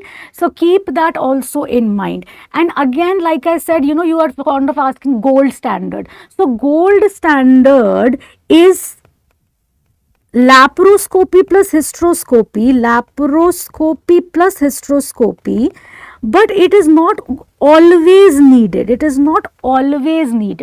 Keep that extra bit in mind also. Okay, so maybe again we are ending up with a situation where it is a complex anatomy and we are not figuring out on this 3D TVS or something. Then yes, gold standard is laparoscopy, hysteroscopy, right. So septate and bicornuate में आप ये देखो ना, septate and bicornuate में in this image there is a dip at the fundus, and in septate there is no dip at the fundus. In this image. Okay, so if this top image is given, then you look at the dip at the fundus. Okay, fine.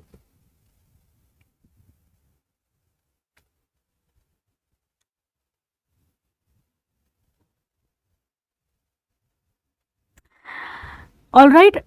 And diagnosis of these anomalies is generally made outside of pregnancy, not inside of pregnancy, not during while she is pregnant. Okay, fine. And also most of the time they will ask you this question. Supposing they have asked you this question: there is a woman with history of recurrent pregnancy losses and she has diagnosis of septate uterus. Okay, so septate uterus correction will be done, but this has to be done outside of pregnancy. Okay, this diagnosis has to be made outside of pregnancy. If she is already pregnant, she is pregnant, right? Now, diagnosis of septate uterus is there, then treatment of choice is hysteroscopic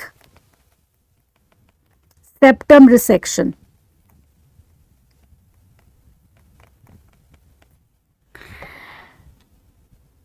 All right.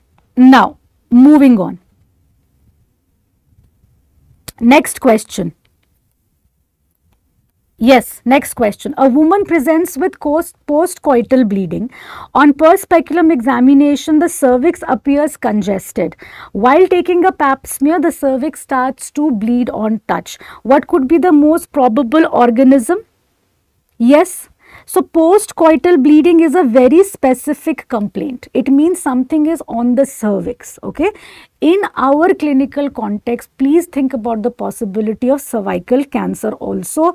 Think about the possibility of CIN or cervical cancer. There can be other lesions on the cervix also, right? There could be other lesions on the cervix also. So, begin with a per-speculum examination, because again, cervicitis could be there. The differential diagnosis could be cervicitis also. Okay, the differential diagnosis could be a cervical polyp also. That could also bleed on touch, right? So, what are they mentioning? That you are taking a pap smear and the cervix starts to bleed on touch. Okay, so that is your clue. That is your clue that there is some inflammation there. Okay, and most probable organism is HPV now. In that situation now, most probable organism, because of the clinical context of CIN, cervical cancer can be there. Because of the clinical context of postcoital bleeding, we go in favor of human papilloma virus, HPV, as the answer. Please remember, woman comes with the complaint of postcoital bleeding. First step, look at the cervix. First step, look at the cervix. Maybe there is already a growth. If there is a growth there, then we take a cervical punch biopsy. Okay, cervical punch biopsy. If there is no growth, at least take some cervical cancer screening should be done. Okay, in our country, many of the times women are not appropriately screened only to begin with. Okay, so if there is no recent screen available, then you do whatever is available. So it could be a pap smear, it could be a high risk HPV DNA testing, whatever strategy that one is using clinically will be used. Okay, so do some sort of cervical cancer screening. Once the results come back, if there is abnormal result of the screening test, then we go for colposcopy.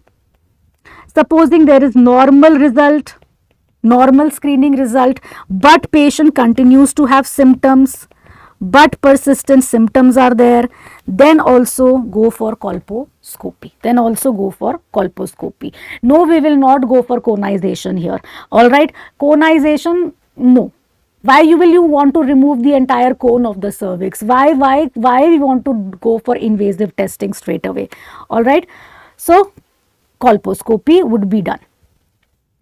What is co-testing in cervical cancer screening strategy? What is co-testing in cervical cancer screening strategy? So remember, there are different cervical cancer screening strategies. Okay, there's American strategy, there are international guidelines, and there's something that the WHO says. I will tell you what we follow, and you should definitely know about what the WHO says. Okay, keep that in mind. All right, so Americans, yes, American guidelines, ACOG, they do say that start at 21 years of age. We are not doing that.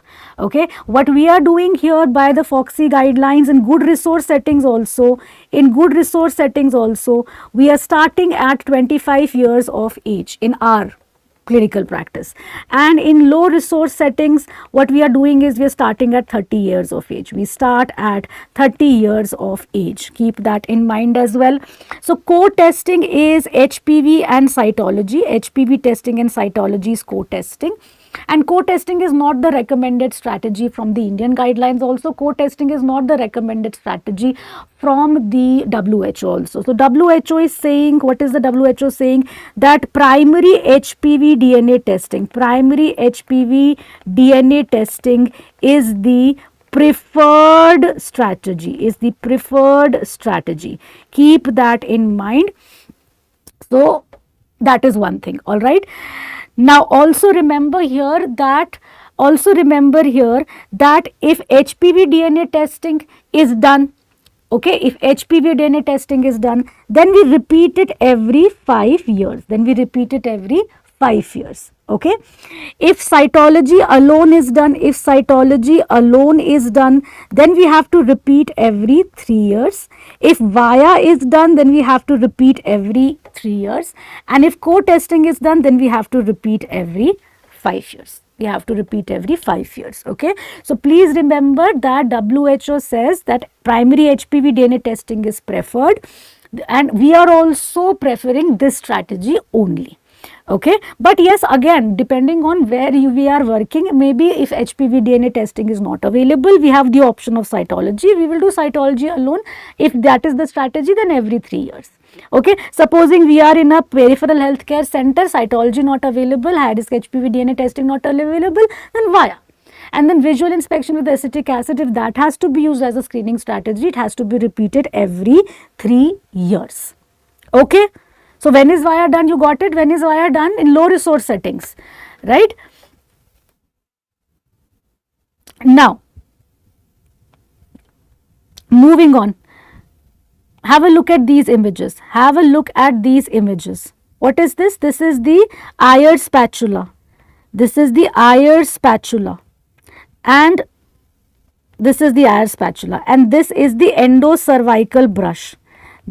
endocervical brush. Okay.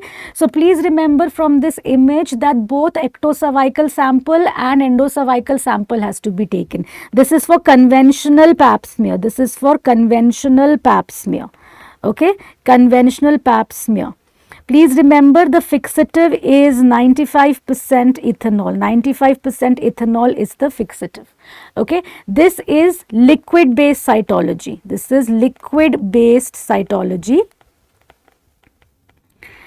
And in this the fixative is methanol.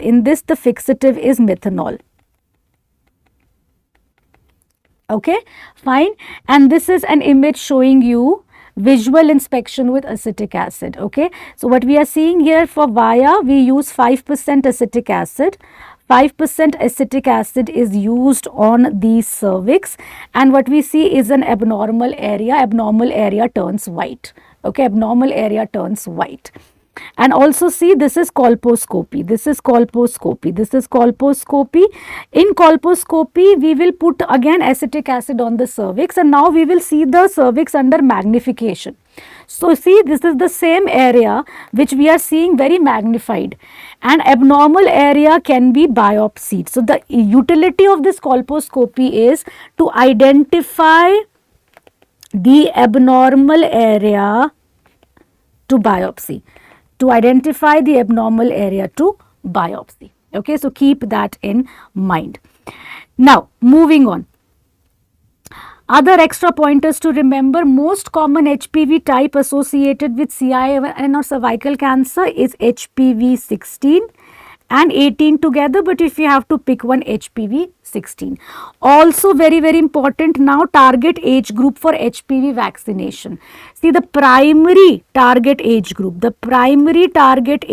is 11 to 14 years. Okay, keep that in mind. All right, and very recently we have also our government has also adopted the SAGE recommendation. This was basically an INI-CET question.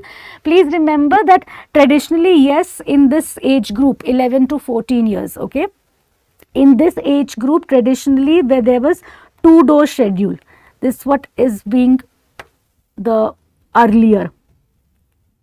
okay, in this age group, and beyond 15 years it was 3 doses, okay.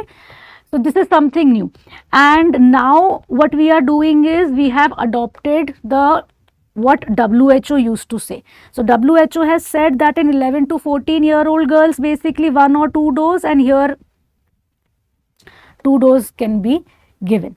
So basically decrease the number of dosages, right? The idea is that it will increase the coverage of the vaccination without compromising the efficacy. So efficacy is not compromised, and of course we are able to reach out to more women when we are planning as a strategy to vaccinate group of our population, okay. So keep that in mind also, right?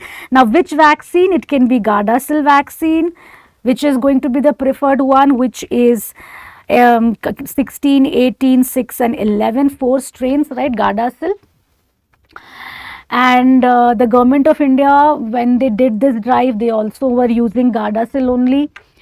There is Gardasil 9 which is also available, but then that is not free. Patient has to pay from her own pocket. That has 9 strains of HPV, right? So there are different types of vaccines, right? Now priority age group for cervical cancer screening is between 30 to 49 years of age. This is according to WHO. Abnormal screening result is there, then we perform colposcopy. Colposcopy directed biopsy is done, okay, and high grade CIN will be a diagnosis of biopsy, all right. So if we on biopsy we get high grade CIN report, we get high still report, or they mention CIN 2 or 3, answer is going to be LEAP, okay, answer is going to be LEAP, whatever be the age of the woman. Okay, whatever be the age of the woman, answer is going to be LEAP. It is not going to be hysterectomy, at least remember that. It is not going to be hysterectomy.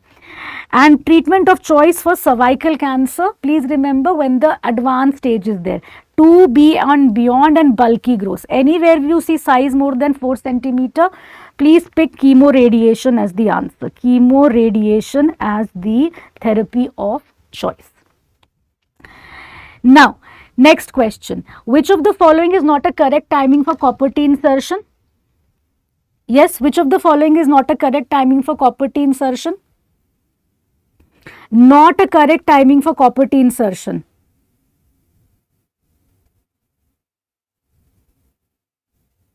Yes, 5 to 7 days before the next cycle. So premenstrually we don't put, okay, just before the next cycle we don't put. Immediately postpartum we can put within 48 hours, okay, up to 48 hours we can put. That is called as postpartum insertion. This is called as postpartum insertion, okay. Ideally we would want to have the first opportunity in the labor room itself. So immediately we call it post placental, immediately after delivery, post placental insertion. Okay, so immediately meaning within 10 minutes. Within 10 minutes of placental delivery, within 10 minutes of placental expulsion, we can put, that will be called as post placental insertion, right? So keep that in mind also. And if this opportunity is lost, then after 6 weeks postpartum. After 6 weeks postpartum, it will be placed like any interval insertion. We can place it within 5 to 7 days from LMP. So that is also a fine timing. So these are about the timing. Also remember the what are the absolute contraindications to IUDs. Absolute contraindication to IUDs, okay. So suspected pregnancy is an absolute contraindication. That is why we are not putting it immediately before her next period, because that is the time when there could be a small pregnancy traveling, okay, on its way to implantation. Active genital tract infection, current PID, GTN, these are situations where we don't put. And also remember here that if there is unexplained genital bleeding, unexplained is the keyword here, unexplained genital bleeding has to be evaluated first, because like somebody mentioned that bleeding is the most common complication, okay. So if there's unexplained bleeding in a woman already symptomatic, then later on we may get confused, whether it is bleeding happening because of copper T or whether it is bleeding because of some pathology. So it is better to evaluate first and then go ahead with the copper T insertion, okay. GTN is gestational trophoblastic neoplasia. GTN is gestational trophoblastic neoplasia, okay. Now, moving on, let's have a look at the next important questions they have asked on OC pills. What is the main mechanism of action of oral contraceptive pills? What is the main mechanism of action of oral contraceptive pills? It is, yes, inhibition of ovulation. It is inhibition of ovulation. Okay, it is inhibition of ovulation. And remember that why ovulation is inhibited? Because gonadotropins are decreased. Okay, gonadotropins are decreased and follicular growth is suppressed and ovulation is suppressed, right? Also remember oral contraceptive pills and cancer risk. Remember that oral contraceptive pills are protective for endometrial, ovarian and colon cancer. Remember this. And they increase the risk. They increase the risk of adenocarcinoma of the cervix, right? Increase the risk of adenocarcinoma of the cervix and hepatic adenoma. Okay, hepatic adenoma. About breast cancer, there is plus minus breast cancer, because some studies are showing increased risk, some studies are not showing increased risk. But yes, oral, like, so this is among the options, possibly breast cancer. So plus minus, yes, possibly may increase the risk of breast cancer. Okay. Now, contraceptive with least failure rate. Least failure rate contraception is Implanon. Implanon is a progesterone implant. It is a progesterone implant that has the least failure rate, not tubal sterilization. Okay, not tubal sterilization. Please remember that. Long acting reversible methods of contraception include implants, Copper-T as well as Mirena.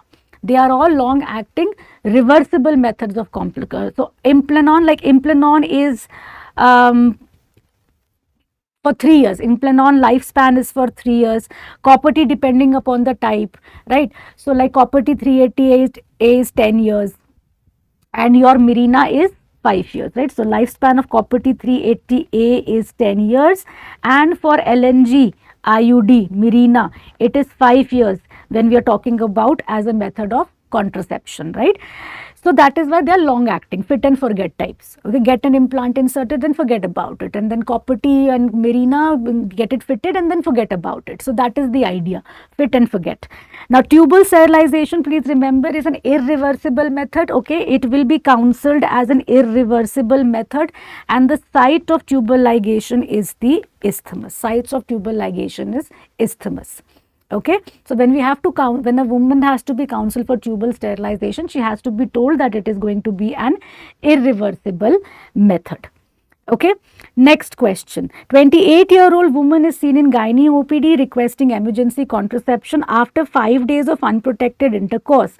Her LMP was 3 weeks ago. What would be the most preferred method? Her LMP was 3 weeks ago. Okay, so assuming that she has regular cycles, let's assume that she has regular cycles. Okay, so she is beyond mid-cycle. Okay, she is beyond mid-cycle now, right? Now please remember that your hormonal,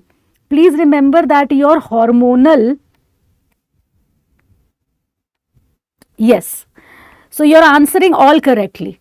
IUCD and intrauterine copper device. Mirena is not an emergency contraception, right? So Copper-T is the device which can be used even after 5 days of unprotected intercourse. It is the most effective emergency contraception. It starts acting immediately, isn't it? It starts releasing copper ions and it works by inhibition of fertilization more than inhibition of implantation.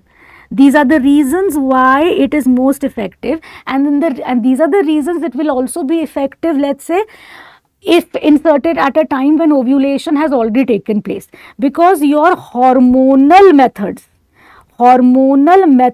of emergency contraception, whether it is this I pill, LNG pill, or whether it is the ulipristal acetate, two I want you to know, I pill and UPA stands for ulipristal acetate. Okay, these methods, they act by, these are hormonal methods, they act by delaying in ovulation, they act by delaying ovulation. All right, so keep this in mind also. Also remember, I pill is available over the counter. I pill dose is 1.5 milligram single tablet as soon as possible, but within 72 hours, as soon as possible, but within 72 hours. Okay, all right, keep that in mind also. And ulipristal acetate dose is 30 milligram, but and a single tablet of 30 milligram, but that has to be prescribed by doctor. It cannot be bought over the counter. So your I pill, which is the levonorgestrel pill, that can be bought over the counter. Okay, and so this is your answer for this question. Let's have a look at the next question. G3P2L2 seen in OPD at 22 weeks of gestation. She is requesting for MTP, failure of contraception. In which of the following situations can MTP be done in this case? In this case, they are specifically asking you in this case. Dose of ulipristal is 30 milligram. In this case. So, in this case, please remember, for failure of contraception, MTP is allowed only till 20 weeks. So, for in this case, even though she is 22, opinion of 2 registered medical practitioners should be enough. Okay. So, MTP is allowed till 24 weeks. Okay. But for failure of contraception, only till 20 weeks. There are only limited indication where it is allowed till 24 weeks. Like for example, rape, incest, and fetal malformations. So limited indications where it is allowed till 20 weeks. Now 24 weeks. 24 weeks, 1 registered medical practitioner is enough. And 22 weeks opinion of 2 registered medical practitioners opinion is needed. Right, but the important thing here is, in this particular case, you cannot do it with even with the opinion of 2 registered medical practitioners for failure of contraception. But yes, if she had a fetal congenital anomaly, then it was possible at 22 weeks to offer for this particular indication. It was possible to do with 2 registered medical practitioners opinion. That is why between option A and B, it is better to choose option B as the answer. And we don't need to inform the medical superintendent. Permission of medical board is needed if we are doing beyond 24 weeks and only for severe fetal anomalies or malformations. Okay. 5.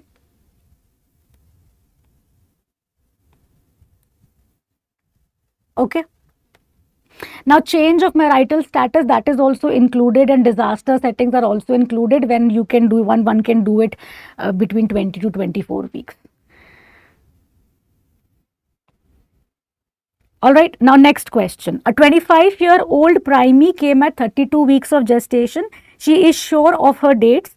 Symphysiofundal height is 28 centimeter and at 32 weeks. BP is normal. There is no history of leaking or bleeding. PV. She is not perceiving fetal movements for 2 days. Okay. FSH cannot be localized on stethoscope. What do you want to do next? Yes. What do you want to do next? Straight away you want to go for fetal Doppler. आपको नहीं सुनाई दे रहा ना? FSH cannot be localized on stethoscope. You are, think about yourself in this situation. You are trying, you can't hear it on stethoscope. Fetal Doppler, what kind? You're talking about handheld Doppler? If you're talking about handheld Doppler, you try to localize with handheld Doppler. वो नहीं सुन रहा, उसमें जो steth में नहीं सुन रहा, वो handheld Doppler से कैसे सुनेगा? It is again auscultation only. Even if we are saying, even if you are thinking about handheld Doppler, it is auscultation only ना. You are listening only ना. अब नहीं सुनाई दे रहा, तो we have to see. because the baby could be dead. Okay, so you go for ultrasound, because the baby could be dead, right? So ultrasound is going to help us make the diagnosis. Even in NST, when we are talking about NST, that thuk thuk thuk NST, the NST, the fetal heart rate, that is also listening, and obviously we get a graph, but we have to place the probe on the woman's abdomen and it has to pick up the fetal heart rate. Now NST first priority is to rule out that is the baby still alive. That is the question right now. So that is why answer to this question is not NST, not fetal Doppler, not biophysical profile, but ultrasound. That is the priority. Okay. So the answer changes like this. Okay. So keep this in mind. Image spotters. See what is this? I can see what ultrasound will tell me. Ultrasound in this situation, ultrasound will confirm the cardiac activity. Why I want to do ultrasound? Because we want to check for cardiac activity. We want to check for cardiac activity, whether cardiac activity is there or not. First thing this, okay. Second thing is, supposing let's say that cardiac activity was there. Supposing cardiac activity was there, it will also rule out other causes, no? Was there fetal growth restriction, right? Is there any evidence of fetal anomaly? So it will be able to tell me about cardiac activity. Second, it will be able to tell me why the baby died. Maybe there's fetal growth restriction evidence is there, fetal anomalies there, maybe that is why the baby died, right? So all this extra information we also get. It will tell me about the amniotic fluid volume also.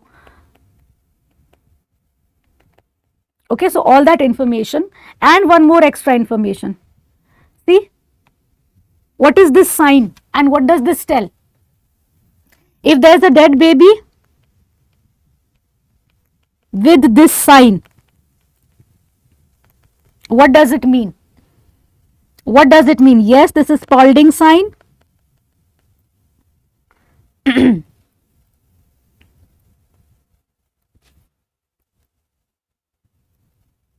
Yes, this is Spalding sign. Yes, there is overriding of skull bones. Overriding of skull bones in this sign. And what does it tell me now? Maceration. What does it point towards? Maceration. It can be seen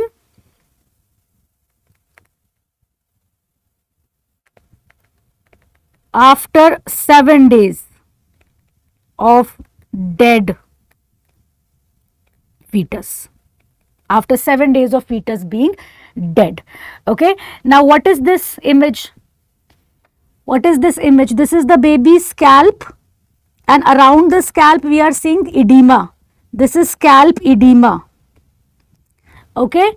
Image spotter, this is for halo sign, also called as Buddha sign. It will not be same question given NST in question bank. I don't know if are you talking about the PrepLadder question bank. It is not. Then the cardiac activity must be a fetal heart rate. If it is not auscultated, if we cannot hear to the fetal heart, then answer is first priority ultrasound. Okay. Now halo sign, Buddha sign. Where do we see this? Robert sign is gas in the chambers of the heart. Okay.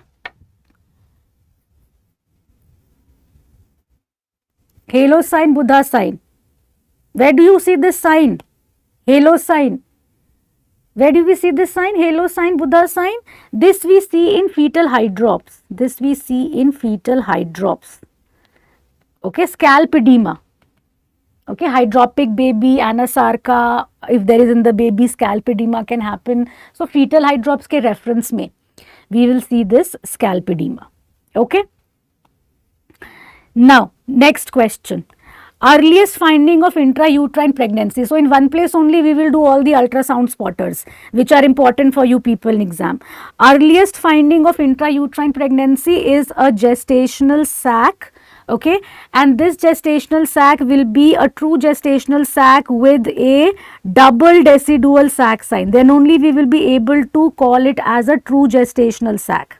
Okay, this will be a double decidual sac sign. If this is there, then only we will say, because see here in this image, this is the gestational sac. We will see these two concentric white lines. This is the double decidual sac sign. Okay. Then earliest and most definitive sign. Earliest also, and if they mention most definitive, then after the gestational sac comes a small yolk sac inside it. Okay, comes a small yolk sac inside. Once the yolk sac is there, we can be certain that it is nothing but an intrauterine pregnancy. So earliest and most definitive, if they are mentioning together, then your answer will be double decidual sac sign. Double decidual sac sign. Okay, double decidual sac sign. Oh, sorry. Then your answer will be double bleb sign. Yes, yes, yes. Double bleb sign. Double bleb sign means that there is a yolk sac now inside the gestational sac. Okay, and cardiac activity is seen earliest by 5 to 6 weeks on transvaginal sonography. This is the range. Okay, 5 to 6 weeks on transvaginal sonography, cardiac activity will be seen. And diagnosis of early pregnancy loss, diagnosis of early pregnancy loss on transvaginal sonography. Early pregnancy loss or missed abortion, that diagnosis can be made on transvaginal sonography also. Supposing that there is a gestational sac, and what did we see, that first gestational sac should be there, then there should be a double bleb sign, then there should be an embryo, right, and then there should be a cardiac activity. Supposing that gestational sac is there and the sac size is more than 25 mm and it is still empty, or there is an embryo with a crown rump length of more than or equal to 7 mm and there is no cardiac activity, then we call it as early pregnancy loss. Keep that in mind. Now, CRL is the most accurate parameter. Look at this parameter, identify, image based identifier.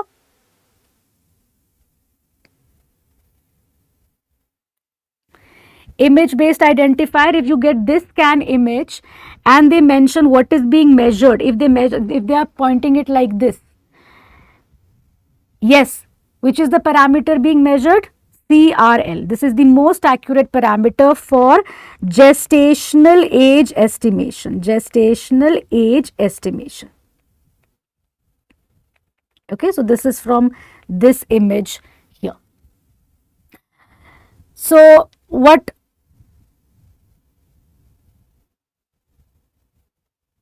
Okay. So, you people were mentioning a break. Do we need a break for 10 minutes? Do we need a break for 10 minutes? We can take a break for 10 minutes and then resume for an hour more.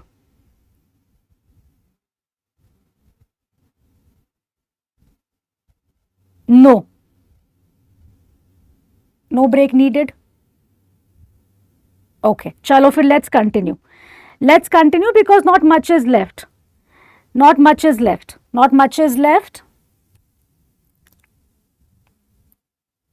Not much is left. There are some labor questions coming, some clinical questions coming, and then we are done. There is not much left. Okay.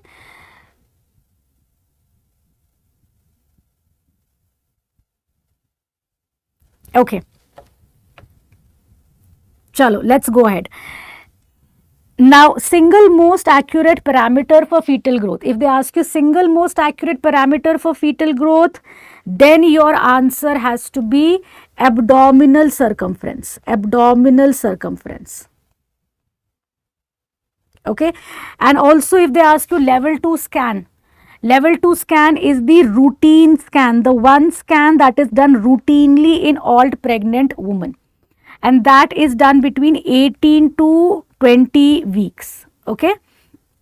Right. Aditya, please put in that doubt now, whatever you have to write. Scan for placental localization. That has to be done first at 32 weeks and then again at 36 weeks if needed. then again at 36 weeks if needed. Okay, best for evaluation of growth restricted fetus and timing of delivery is umbilical artery Doppler. Okay, so please remember these fetal Dopplers. Please remember these fetal Dopplers, they are done only for growth restricted fetuses. So, evaluation of growth restricted fetuses and timing of delivery. And what is the best non-invasive tool for assessing fetal anemia? What is the best non-invasive test for fetal anemia? Yes, MCA PSV Doppler, MCA peak systolic velocity Doppler. Yes. Now, NT and NB scan, another scan on which they can ask question. NT-NB scan is done between 11 to 13 weeks, 6 days. 11 to 14, you can remember that range. 11 to 13 weeks, 6 days. So, this scan, they may ask you what is being done. Yeah, this scan, they may ask you what is being done, NT-NB scan. So, this nasal bone is present here, this nuchal translucency is being measured. So, please remember here this NT more than or equal to 3 mm is considered as abnormal, Now, quadruple testing is a serum testing. Remember, quadruple testing is a serum marker testing which is done between 15 to 20 weeks, Okay, fine. And we also have this first trimester combined screening. In which we go for the NT assessment, beta HCG and PAP-A. This is done between 11 to 13 weeks, 6 days. Okay, so keep this in mind as well. NIPT can be done beyond 10 weeks. Anytime beyond 10 weeks, NIPT can be done. This is going to be the, currently it has the most detection rate, highest detection rate, but this is very expensive. Okay, currently this has the highest or most detection rate. Okay.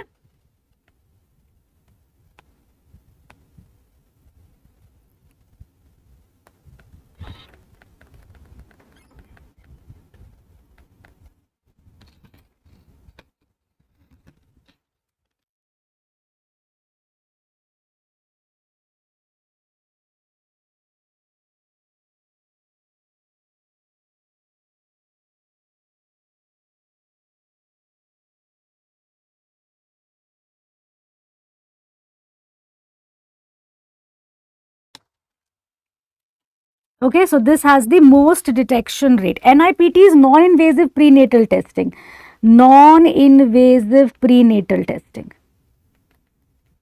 Okay, fine.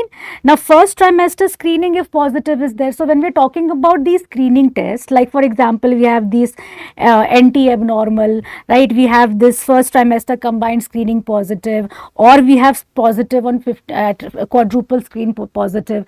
So, this is all screening, screening for aneuploidy like Down syndrome, right? So, these are screening tests, they will need confirmation. So, if first trimester screening test is positive, then we have to perform chorionic villus sampling, very good. And if second trimester is positive, then we have to do amniocentesis, Then amniocentesis we have to do, keep this in mind as well. Okay, fine. And why we are doing this? Because we want to take the confirmation. So, we take the sample and on the sample we have to do invasive fetal testing we have done. Both are methods of invasive fetal testing. Then you will have karyotype confirmation. Isn't it? Then you will have karyotype confirmation. Alright. Now, moving on. Let's have a look at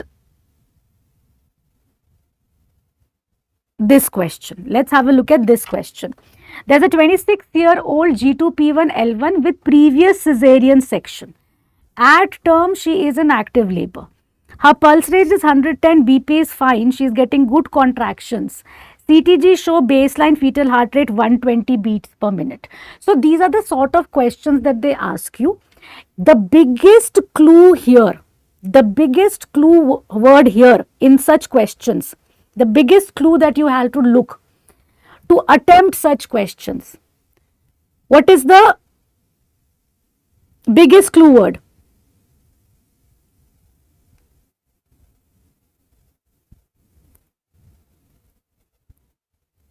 So all of you are saying urgent cesarean section? Yes.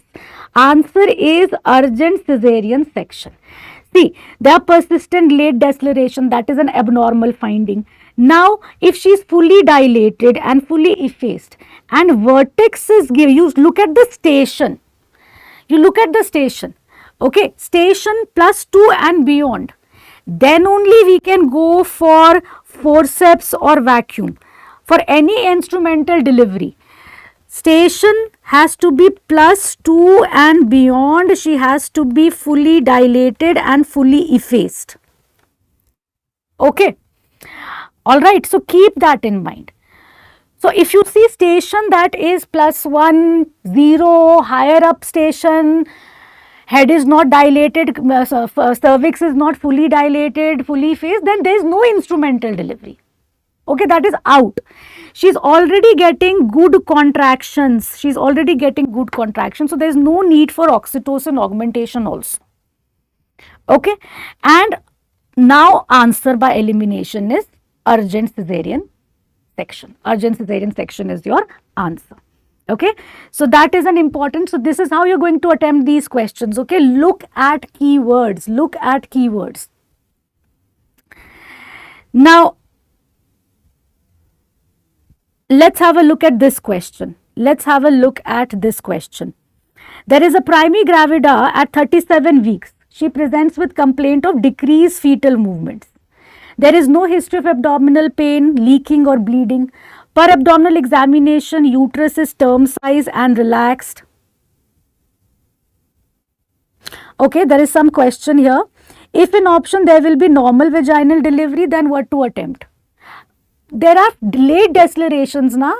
There are late decelerations in that question. So that is not normal in a woman with previous cesarean section. If she is getting late decelerations, then you can't sit on it and wait for normal vaginal delivery to happen. Okay, she may have rupture uterus then. So that is why waiting for normal vaginal delivery will not be the option there. Okay. NST is done and the strip is shown below. What is the most appropriate next step? Yes, what is the most appropriate next step? Very good. All of you answering correctly. Perform NST for full 40 minutes. So what you're seeing here in this NST is that there are no accelerations. There are no accelerations and the beat to beat variability is also minimal. Okay, but before labeling it as non-reactive, we should go for full 40 minutes. Okay, because fetus also sleeps inside. So excellent, this NST is done, non-stress test is done for 20 minutes, and if for 20 minutes we see no accelerations, the variability is the problem. Before calling it a non-reactive, we perform NST for full 40 minutes. So that is your answer. Alright, after that we will see what we need to do, whether induction of labor, whether cesarean section directly, that will all depend upon the PV findings also, that will depend upon the gestational age also and many other things. But those many other things are generally not asked of you people. Follow up in OPD after 1 week is out, she is complaining of decreased fetal movements also. So you are mentioning please show all the graphs. Let's see all the graphs now. Just for quick recall, look at this. This is the CTG machine. This is the cardiotocography machine. When you have a trace where contractions are also there. Contractions happening meaning she is in labor. Na? Contractions happening meaning she is in labor. So this is what we call as cardiotocography monitoring in labor. So what do we see here? This is the fetal heart rate.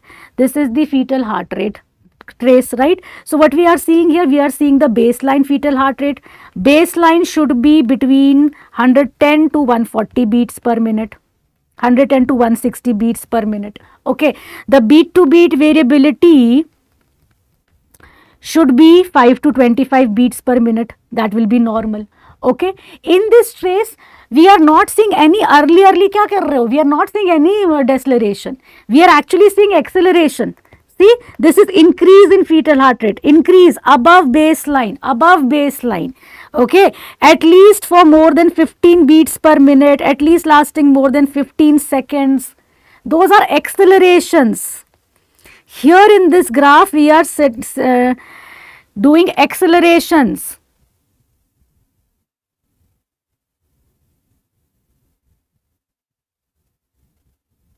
Okay.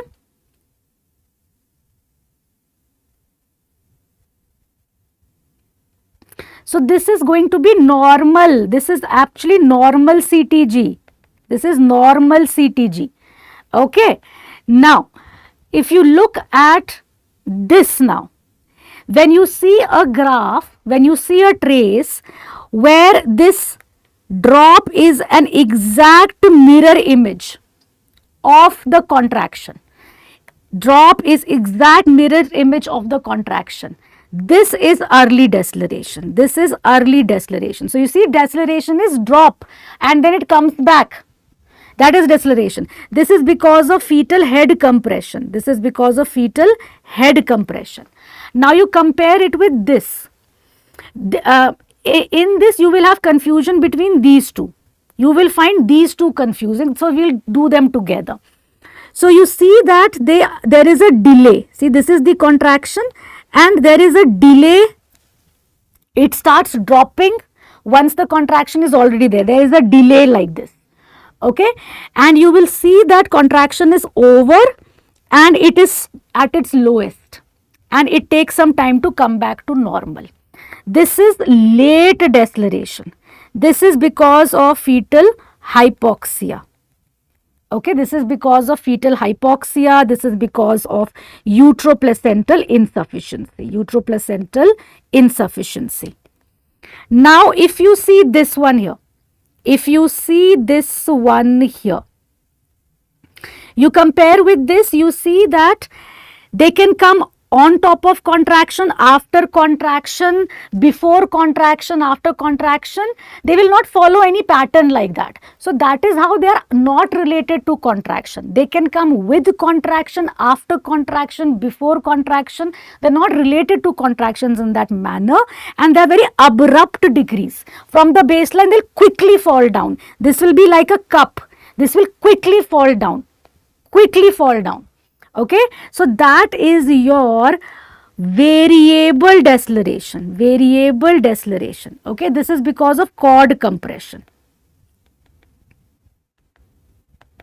This is because of cord compression. Okay, so this is how you are going to identify. Now, let's have a look. All of the following drugs are used in PPH management except. Please understand, I am asking about PPH management. Oxytocin is used, prostaglandins are used, tranexamic acid is also used, but there is absolutely no role of mifepristone. There is absolutely no role of mifepristone. You are correct there. Okay. So let me give you a brief update. See, when you look at, they ask you about what is the drug of choice for active management of third stage of labor. When they say active management of third stage of labor, we are talking about prevention of PPH. We are talking about prevention of PPH. Here the drug of choice is oxytocin, 10 units, IM or slow IV. Keep that in mind. Okay, not IV bolus. Even if it is slow IV, it is diluted. Okay, it's not IV bolus. Okay. Now, the second drug that is there. So, this is the drug of choice. First choice here. Okay, this is the first choice drug. Second drug is carbetocin. Okay, 100 micrograms, IM or IV. Right. And the third is misoprostol. That is 400 to 600 microgram oral. This is what WHO says. Only these three drugs are used. Any one of them can be used. Drug of choice is oxytocin, second carbetocin, and third is misoprostol. Also, please remember, delayed cord clamping is for all rigorous babies. All vigorous babies Birth weight doesn't matter, okay, irrespective of birth weight. So term, preterm, it doesn't matter. And a delay of 1 to 3 minutes is recommended by WHO. Okay, right? Keep that in mind. Now, emotive approach is for what? What is the emotive approach used for? Emotive approach is used for what? Emotive approach is used for PPH management. PPH management. Okay, PPH management. This is a potential new question. Okay, please remember this. Where E stands for early diagnosis of PPH and motive is what to do. Okay, so when we're talking about early diagnosis of PPH, now WHO is saying that objective measurement of blood loss should be done. Okay, and when you remember it together, it makes sense. They say diagnose early, act early. So how we diagnose? We diagnose if the blood loss is 300 ml. 300 ml threshold has been reached plus any abnormal hemodynamic parameter. Shock index more than 1, heart rate more than 100, BP, systolic BP less than 100, diastolic BP less than 60, any abnormal hemodynamic parameter. Act immediately. 500 ml threshold blood loss has happened, more than equal to 500 ml threshold blood loss has happened. Then don't wait for vitals, okay? Vitals may be normal. Then irrespective of vitals, irrespective of whatever her vitals are, act. That is what the WHO is saying. So this is how you will remember the early diagnosis of PPH also. And please remember what is included in motive. That will help you remember what is the initial strategy. Motive is massage of the uterus. O is for oxytocic drugs. Oxytocic drugs. Okay. So your uterotonics that are recommended. Okay. Please remember here one more important thing, that IV oxytocin is going to be the first line drug. IV oxytocin is going to be the first line drug. Please remember that. And also remember carbitocin. Carbitocin is not used for treatment of PPH. Not used for treatment of the PPH. Okay. T is for tranexamic acid. IV is for IV fluids. And these IV fluids are preferably crystalloids. Remember these keywords. And E is for examination and escalation of care as needed. Okay, so remember these extra pointers as well. Image identification. Image identification. Yes, image identification. Image on the left showing. Image on the left showing controlled cord traction. Please remember, controlled cord traction is to be done only by trained birth attendants. Only done by trained birth attendants. Image on the right showing manual removal of placenta. Image on the right showing manual removal of placenta. Right? Now, manual removal of placenta ideally has to be done in the OT and by some senior person. Ideally has to be done in the OT by some senior person, and there has to be a context for manual removal of placenta. The context for manual removal of placenta will be if there is retained placenta. That means placenta has not delivered. That means placenta has not delivered. So the next question is, how long can we wait for the placenta to deliver? How long can we wait for the placenta to deliver? So please remember, if one thing that you need to remember from here is, yes, delivery of the baby. Dr. Zishan, look, delivery of the baby, you are asking this question, baby delivered, we wait for 15 minutes, We are anyways following active management of third stage of labor. We are doing all that, okay? We are doing all that after delivery of the baby, right? We were doing all that. We'll take about 15 minutes to do all that. Wait for 15 minutes. At the end of 15 minutes, if placenta has not delivered, we can wait for another 15 minutes if there is no bleeding. So 15 minutes, this is from latest WHO. Earlier it was 30-30. बच्चे earlier this was 30-30. तो जो आप 30-30 बोल रहे हो पुरानी recommendations के साथ है. जो नया recommendation है that is 15 minutes. Okay, so total of 30 now. Okay, so 15 minutes from delivery of the baby, if placenta has not delivered, we can wait for another 15 minutes, but only and only if there is no bleeding, right? Meanwhile, we are trying the controlled contraction and all that. Okay, please remember that if there is bleeding, if PPH has happened, then we don't wait. Then we proceed to manual removal of placenta. If bleeding is happening, then you proceed to manual removal of placenta. Okay, once we have waited for another 15 minutes, right? After that, we can proceed to manual removal of placenta. But if there is bleeding PPH, then we can't wait for another 15 minutes. Please keep that in mind. Okay, fine. Now, also remember that if bleeding is happening, PPH is happening and placenta is retained. If bleeding is happening and PPH is happening and placenta is retained, please avoid. We will give uterotonics also. Na PPH management has to start simultaneously.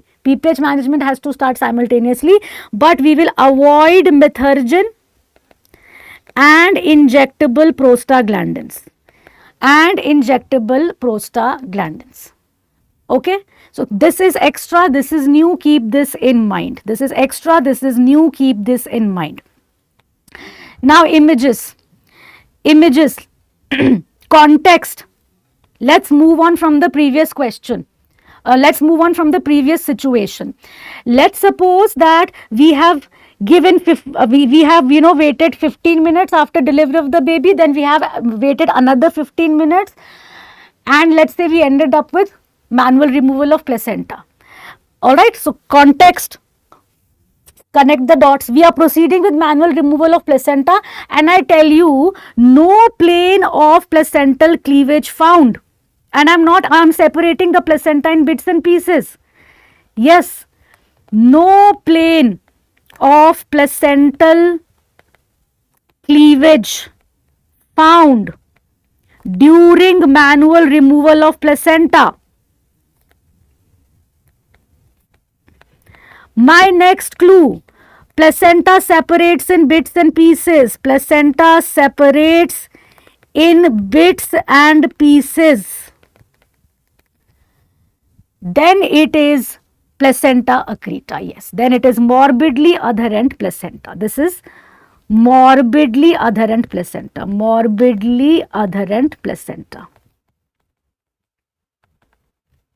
Okay, so these could be clues given to you, and then they can ask you to make the diagnosis. Images, this is also morbidly adherent placenta. See, this is also a morbidly adherent placenta. Placenta is still inside. Okay, placenta is still inside. Both these images are of morbidly adherent placenta. Okay, accreta is attached superficially to the myometrium. Increta is penetrating into the myometrium. Percreta has perforated the myometrium. Okay, this is increta in this image. See, this is the placenta. All this red thing is just the placenta bulging out, but it has not perforated the serosal lining. Right? So these are image spotters. Please keep them in mind. Other image spotters. What is this image showing you? Other image spotters for exam. This is succenturiate placenta.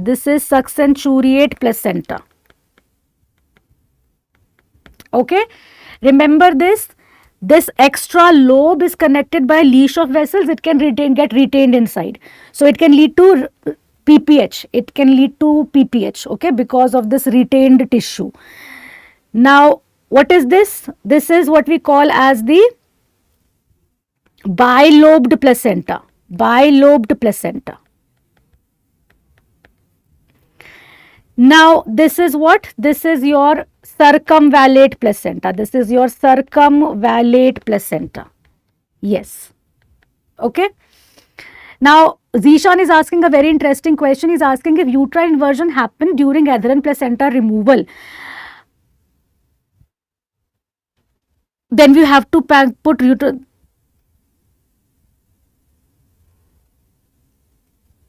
Yes, if uterine inversion happens, then you have to immediately put it back. But then now it will be done inside the OT, ideally after taking the patient inside the OT. But yes, right? Now what is this? This is velamentous cord insertion. This is velamentous cord insertion. This is velamentous cord insertion. And if you look at these images, this part of the membrane, see, the cord is attached to the membrane. The cord is attached to the fetal membrane, and now these fetal vessels are naked fetal vessels. These are the naked fetal vessels running on the membranes. Okay, if this portion of the membranes comes in front of the presenting part, then this is called as vasa previa. Then this is called as vasa previa. Okay, this is called as vasa previa, and this is a very dangerous situation because there will be, when the membranes will rupture, when the membrane will rupture, there will be sudden rupture of these fetal vessels, sudden rupture of fetal vessels, and there will be fetal bleeding, fetal bleeding. Okay, this will cause sudden fetal distress. This will cause sudden fetal distress. Okay, so you remember this as well. Okay, so these are naked fetal vessels traveling in the fetal membrane. Okay, that is what vasa previa will be. Now, moving on. Let's have a look at this question. You are conducting the delivery of a multiparous woman with gestational diabetes. Estimated fetal weight is 3.5 kg. After delivery of the head, the shoulders do not deliver spontaneously and the head recedes back onto the perineum. If the shoulders do not deliver spontaneously, head recede back to the perineum. This is turtle sign. Which maneuver do you do? Which maneuver will you do? Immediately Mac-Robert maneuver. Yes, immediately Mac-Robert maneuver. So please remember here, look at this image. This is the Mac-Robert maneuver. This is the Mac-Robert maneuver. Okay, this is done for shoulder dystocia. This is done for shoulder dystocia. Okay, this is the maneuver, and this is the Ridzen maneuver. In Ridzen maneuver, we are facilitating the delivery of the head. We are facilitating the delivery of the head by control, in a controlled manner, by controlled extension. So we are achieving a quicker delivery of the head, first that, and secondly, because we are pushing the chin away from the perineum, we are also trying to prevent perineal tear. And this here is the Lovset's maneuver. Lovset's maneuver. Lovset's maneuver is for delivery of extended arms, for when we are delivering the breech baby. Okay, this is basically Lovset's maneuver. Okay, delivery of extended arms in breech. Delivery of extended arms in breech. Okay, and if you remember this here, these are other maneuvers. We'll quickly go through. This is Morisov's smelly wheat. Okay, malar flexion and shoulder traction. Okay, this is for after coming head of breech, as you can see. This is Byrne Marshall. This is for after coming head of breech. This is Piper's forceps. after coming head of breech. This is Prague's delivery of head, again after coming head of breech, but the back is posterior. In rest of the maneuvers, the back is anterior. In rest of the maneuvers, back is anterior. Look at this Dershan's incision. Again delivery for after coming head of breech, but the cervix, incision on the cervix is being given. Okay, so head is stuck behind an incompletely dilated cervix. We do not give this incision, do not cut at 9 o'clock and 3 o'clock position. Okay, do not cut at 9 o'clock or 3 o'clock position because of the descending cervical artery branch. Okay, otherwise there will be a lot of bleeding. This is groin traction, fingers on the groin are there, fingers on the groin are there. This is for delivery of buttocks, as you can see. When you see fingers on the popliteal fossa, remember Pinard maneuver. P for popliteal fossa, P for Pinard maneuver, delivery of extended legs. So these are the maneuvers which you should know for image based identification spotters. Look at this question. A woman delivered twins by cesarean section. Identify the type of chorionicity from the placenta shown. Yes, I am showing you the placenta. Okay, there is a very unique complication that is happening here. Very unique complication, which is cord entangled. Cord entanglement. You see here, there is a single placenta, there are two cords, there is no intertwin membrane, there is no intertwin membrane. So you can say that this is a complication that is unique to what? This is a complication that is unique to what? Monochorionic misprint, monochorionic monoamniotic. Okay, let's pick one option. Answer is monochorionic monoamniotic. Monochorionic monoamniotic. Okay, fine. All right. So there are two clues. One, the image, the other cord entanglement. There are two clues. One, the image, the other cord entanglement. Right. Now please remember, overall the most common type of twins, and again these questions are being expected in FMG in the sense that they have recently asked twins and placentation and ultrasound, right? So there is a tendency that this may be repeated. So most common type of twins are dizygotic, and they are always going to be dichorionic and diamniotic. Okay, within 3 days of fertilization, if the division happens of monozygotic twins, they will be dichorionic diamniotic. Okay, so this is what it is, dichorionic diamniotic. See, chorion in between the amnion. Okay, so this is two separate placentas. This is two separate placentas clearly. Supposing there is a single placenta. Supposing there is a single placenta, but there is no sharing of placenta. This is also dichorionic diamniotic. This is also dichorionic diamniotic, because if you look at the intertwin membrane, 4 layers in the intertwin membrane and dipping chorion in between.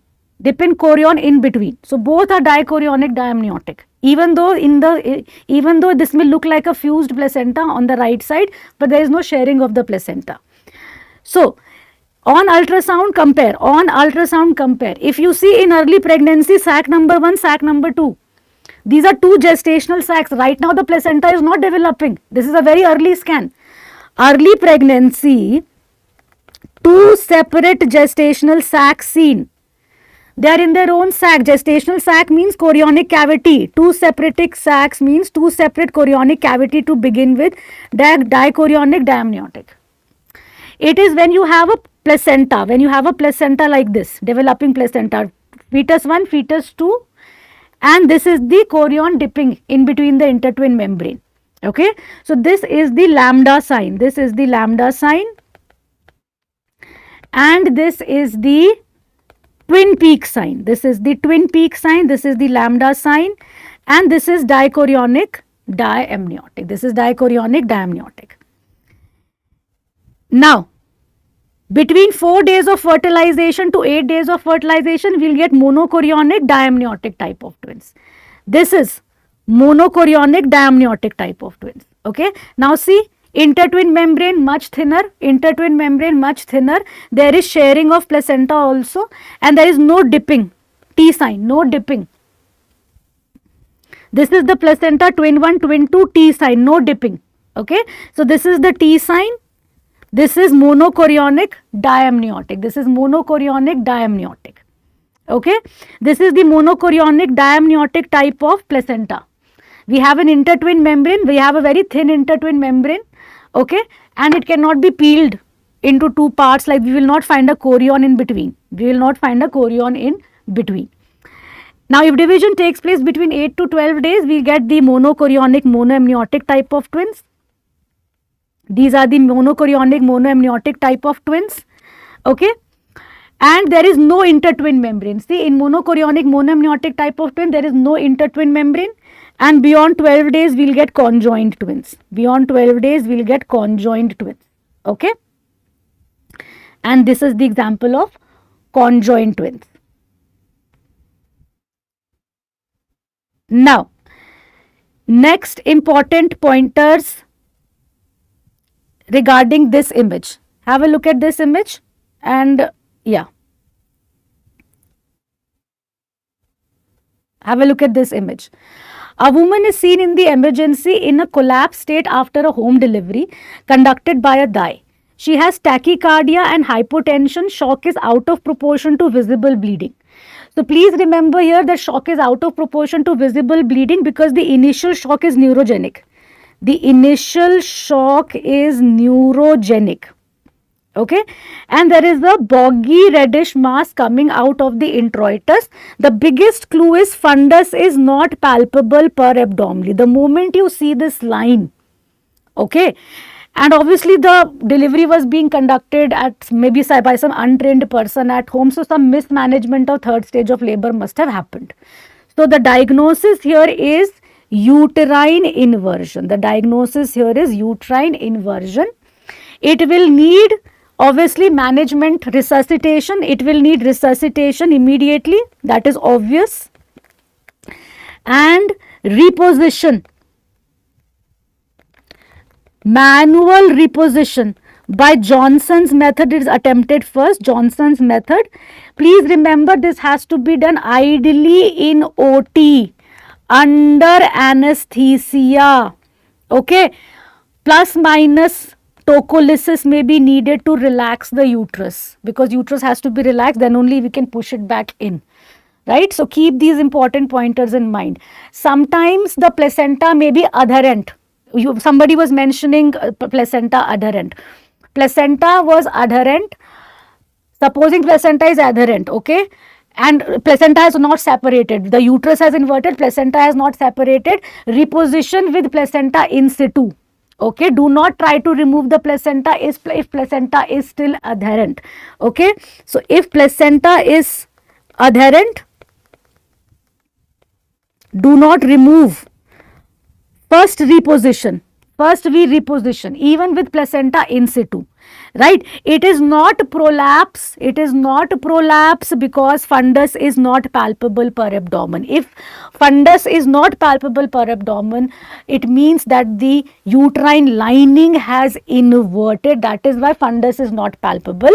And the clinical context of delivery, then sudden bradycardia, and then sudden hypotension, shock out of proportion to bleeding. Why are you not seeing the clinical context? In this context, it is not prolapse. Okay. Now, let's have a look at this question and then we will take up some important questions regarding preeclampsia. So, this is the last question of the day. Okay. Let's have a look at this question. Preeclampsia patient. Alright, so 21-year-old primey, 8-month, pedal edema extending to knees, facial puffiness, looks pale, pulse is 96, BP high, rest everything seems fine, per abdomen seems fine, fetal heart rate is okay, urine protein by dipstick +2, all of the following are done except.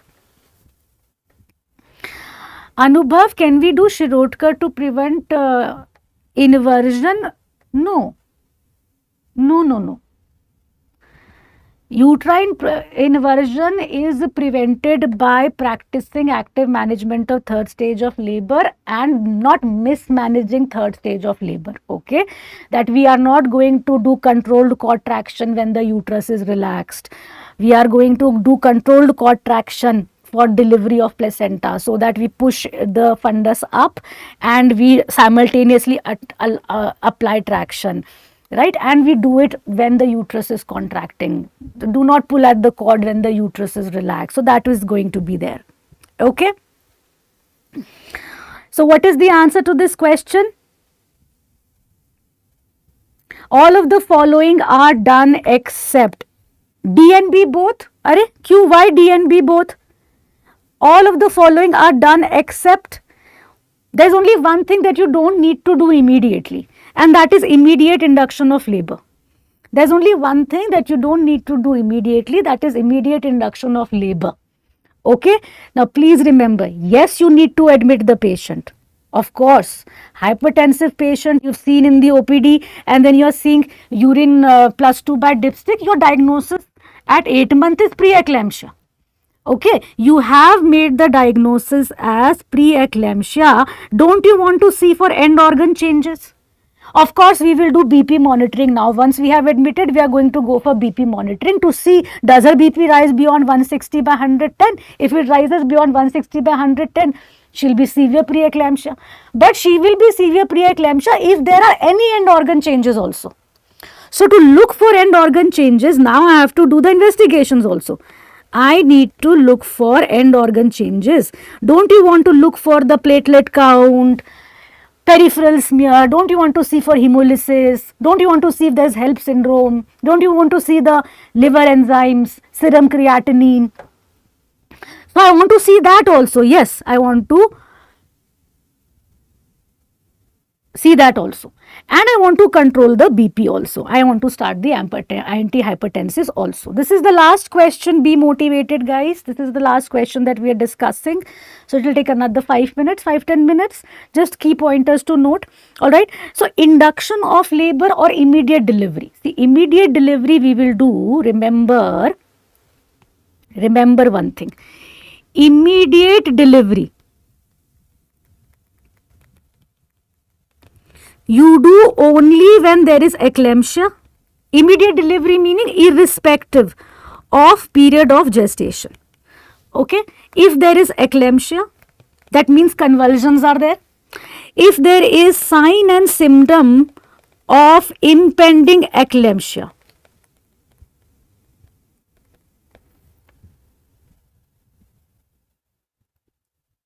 okay, right? So I think Dr. Kshitij, I think that will answer your question. If there was sign and symptom of impending eclampsia, then I would want to deliver. And impending eclampsia sign and symptom would be look out for headache, look out for blurring of vision, look out for epigastric or right upper quadrant pain. These will be the important clues.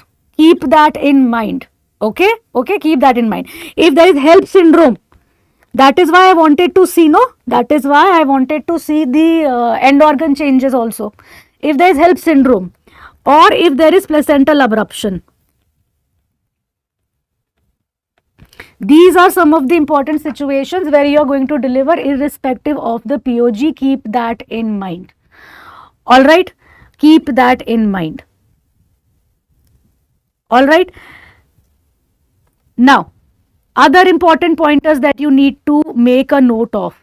Drug of choice for prevention of preeclampsia. When they say prevention of preeclampsia, prevention meaning, what does prevention mean? Prevention meaning she is now pregnant and we have started giving a drug for her. She is probably high risk. Okay, so she is at risk. She is at risk based on her history. So there is a gestosis score. There is a gestosis score. This is history based. This is history based. Okay. So she is at risk or she is at risk based on some multimodal screening strategy. Multimodal screening strategy. This is something new. This is something new, multimodal screening strategy. Whereas I in my lectures keep teaching this strategy. This was given by Figo much earlier. But now the Indian guidelines have also said that multimodal screening strategy can be done wherever feasible and wherever possible because it will turn out to be expensive. Mean arterial pressure has to be checked and your Uterine artery Doppler has to be checked.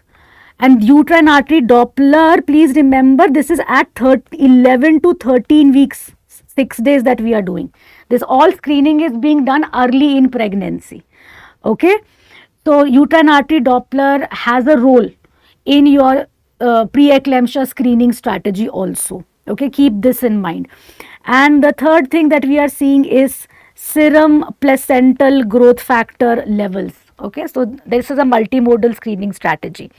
So whether she is at risk because of her high risk history or she's at risk because we have done some multimodal screening strategy, the drug of choice is one, and that is aspirin. The drug of choice is one, and that is aspirin, and it has to be started as early as possible, preferably before 16 weeks. That is why we were doing this screening much early in pregnancy, right? So this screening is in the first trimester. Just remember this. Okay. Aspirin preferably start as soon as possible and preferably before 16 weeks, and then it has to be continued throughout pregnancy till at least 36 weeks. It has to continue till at least 36 weeks. Now, drug of choice for hypertension in pregnancy, please remember it is labetalol. Do not get confused. If we have to go for oral treatment, it is oral labetalol. If we have to give IV treatment, like we have sudden hypertensive crisis, we want to rapidly bring down the BP, then also it is IV labetalol. Okay. Also remember one more thing, that diuretics are not used. ACE inhibitors, angiotensin receptor blockers, they are also not used. Okay, they are contraindicated during pregnancy. Keep that in mind. All right, and please remember, it is never sublingual nifedipine. Nifedipine is also a drug that can be used. Calcium channel blocker, nifedipine, oral, can be used in pregnant women, but never sublingual. Remember this at least. Okay. And now a new addition is there, that is IV drug. Another IV drug is a new addition, that is nicardipine. That is also being used in pregnancy. Can be used in pregnancy, IV nicardipine. Now, drug of choice for eclampsia, if they ask you, answer is magnesium sulfate. In a patient with eclampsia, the focus is to prevent further convulsions. Okay, to prevent further convulsions, to prevent trauma to the woman. So, magnesium sulfate, drug of choice. But definitive treatment of eclampsia, it has to be delivery. Definitive treatment has to be delivery. And very important, the first sign of magnesium toxicity is loss of deep tendon reflexes. Loss of deep tendon reflexes. So please remember one thing. Whenever we are giving magnesium sulfate therapy going on, magnesium sulfate therapy going on, first, knee jerk should be present. Second, respiratory rate should be more than 16, and third, urine output should be more than 100 ml per 4 hours. If these are there, then only give the dose. Okay, so when magnesium therapy is going on, we are giving multiple doses, right? Every 4 hours, we have to give the maintenance dose. So please remember, then only give the maintenance dose. Then only give the maintenance dose. Otherwise, omit that dose. At your level, you should know that if knee jerk is absent, or the respiratory rate is less, or the urine output is less, do not give the maintenance dose. Avoid it. Okay, so at least remember these 3 pointers for your exams. And now we've had 2-3 hours of discussion, and your most important topics. Let me give you a list of your most important topics also with the recent trends of examination. Please focus. What is magnesium sulfate toxicity? Knee jerk become absent bacche, and then the respiratory depression can happen after that. Cardiac arrest can also happen, if there is magnesium sulfate toxicity. Okay, fine. All right. If bronchial asthma is there, then what we will we give in PIH? If bronchial asthma is there in PIH, then you will not be able to give labetalol, na? Then you will give the other alternative drug, that then you can give nifedipine, can be used in those situations. So if there are any contraindications to use of labetalol, which is otherwise considered the drug of choice, if that cannot be used, then oral nifedipine can be used, isn't it? All right. So calcium channel blockers can be used. All right, fine.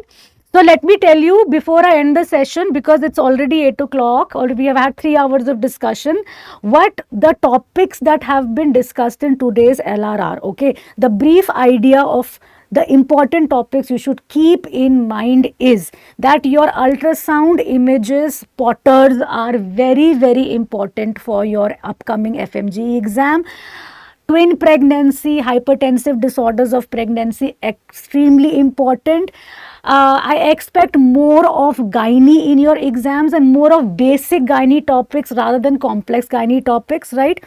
Also, please remember that your postpartum hemorrhage, because updates have come up in postpartum hemorrhage, is again a very, very important topic in your exam. As far as cancers are concerned, let me tell you, as far as cancers are concerned, because it is a very huge unit to revise, you revise smartly. Okay, in the gynae cancers, I think cervical cancer screening and vaccination, both questions will not come, but I am thinking vaccination is what is very, very important to note, because of the recent Government of India drive. They did no vaccination drive. I am very sure that they will ask a question on HPV vaccination. Okay, so cervical cancer is very, very important. All the key pointers, and endometrial cancer question will most likely get framed around postmenopausal bleeding, on the diagnosis of endometrial cancer. And once the diagnosis is endometrial cancer, management is surgical staging. At least remember that much. Okay. In your FMG, it is very unlikely that they are going to ask you very detailed stage based questions. Okay. So keep that in mind. And regarding ovarian cancer, they are mainly asking you, the histopath and the features basically. Right, again, too much advanced in ovarian cancer also they are not asking you. So focus on endometrial and cervical cancer is what I would like to tell you. Right.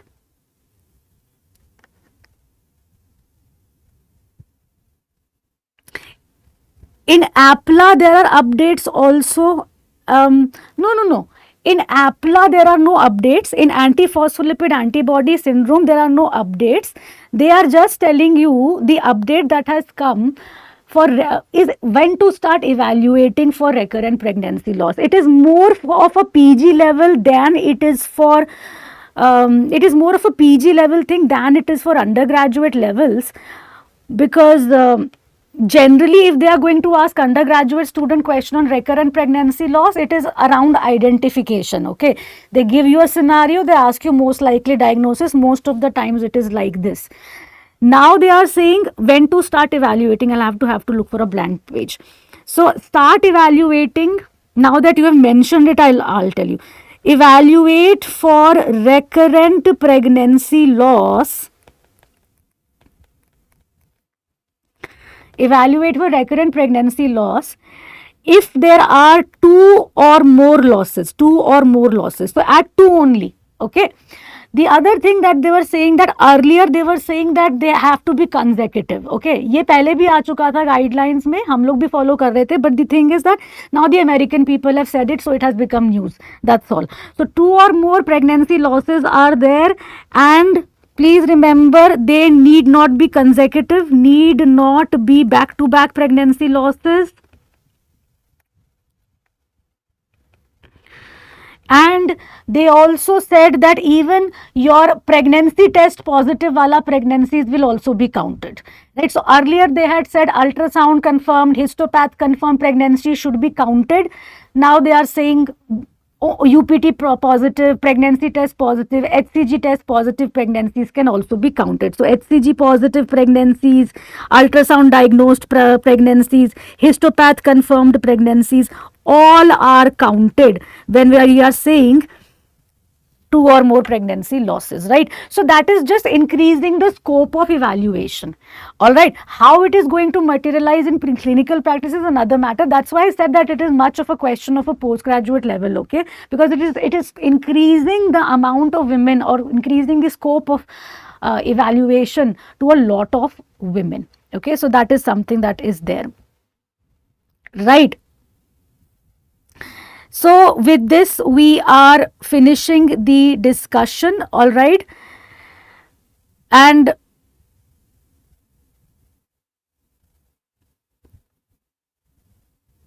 Aditya ने सवाल पूछा है and diastolic flow in umbilical artery Doppler. बच्चे and diastolic flow ऐसे होएगा, when Doppler flow start getting abnormal, first this is ऐसा कुछ देखना, systolic flow and diastolic flow होता है, दिस इज नॉर्मल. डॉपलर अगर ऐसा है, there is a systolic flow, there is a diastolic flow, systolic flow, there is a diastolic flow. So there is a forward diastolic flow, okay? Then a time will come that the diastolic flow will decrease. There will be decrease in diastolic flow. And a time will come that there will be absent end diastolic flow, okay? So this is flow in systole, no flow in diastole. This is absent end diastolic flow. Then at later point in time, जैसे और खराब होगा, it will worsen even further. It will become reversed end diastolic flow. There will be a flow in systole and there will be a reversal of flow in diastole. So this will be reversed end diastolic flow. This will be reversed end diastolic flow. Okay. Now adenomyosis endometriosis, बच्चे ये तो इतना basic question 20 days before the exam. See, the thing is, basic difference. Adenomyosis is endometrial glands and stroma inside the myometrium, and endometriosis is endometrial glands and stroma outside the uterus, and that can be anywhere outside the uterus. It can be on very rare sites also, mostly they are in the pelvis, and most common site is the ovary. They can be anywhere in the pelvis, along the peritoneum, and they can be, most common site is ovary. They can be in the pouch of Douglas, they can be in the uterosacrals, talking about endometriosis, okay? And they can be at very rare sites. Like for example, they can be in the nose, in the sigmoid colon, in the rectum, right? So almost very rare sites have been described. Pleura and lung have been described, and then bleeding can happen from these rare sites also. But what is typical about this bleeding is that these rare sites will bleed only and only during menses, just like the endometrium bleeds. Okay, so women have her symptoms of bleeding from these rare sites, but only during the time that she is having menses, not otherwise. So that is the thing. Okay.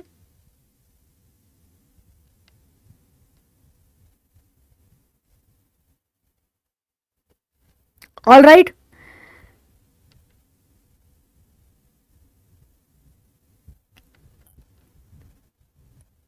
Now, in ectopic pregnancy, is vaginal bleeding always there? No. It can be there. Vaginal bleeding can be there, and it is, if it is there, it is usually mild. But it may not be there also. Ectopic bleeding, ectopic pregnancy, tubal pregnancy focus on pain. There is one ectopic pregnancy where there can be vaginal bleeding. There is one ectopic pregnancy. Who asked this question? Samguru. There is one ectopic pregnancy, because you didn't mention, in your question you didn't mention location, okay? There is one ectopic pregnancy which actually presents with painless vaginal bleeding. Which is that? Which is that?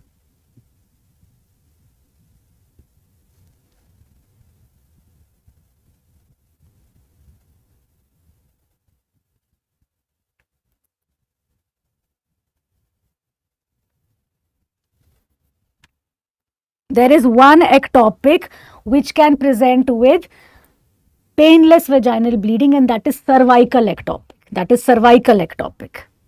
Okay, that is cervical ectopic. All right, not ovarian. Ovarian, vaginal bleeding, painless vaginal bleeding, because it's in the cervix. The ectopic is in the cervix, so it bleeds outside, and there's nothing inside the uterus. So pain comes from the uterine cramping and all that. It's in the cervix. Painless vaginal bleeding. Actually, cervical ectopic. That is rare ectopic anyways. Okay, that is rare ectopic anyways. And partogram bachche is going to be a huge discussion, and with the partogram one cannot be discussing, without, it is going to take 1 more hour of discussion for the partogram.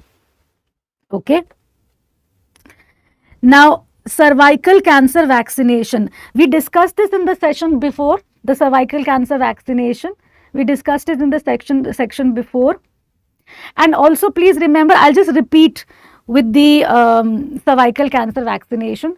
Please, vaccinated women need to continue to get themselves screened. Okay, vaccination does not cover all the cervical cancer causing strains. It does not cover all the high risk HPV strains.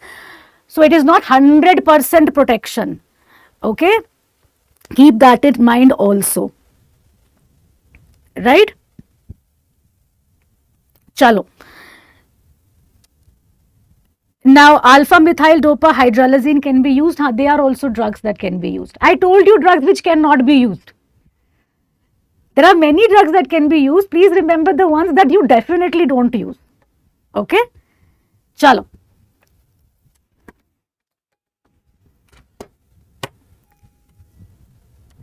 Shirodkar and McDonald cerclage. Bache, McDonald cerclage will be like a purse string suture, and Shirodkar cerclage mein there will be some dissection that is being done on the cervix, and the tape is being placed, and it is वो suture back होगा. वो एक बार आया है question. It is very unlikely इतने recently that they are going to repeat the same question.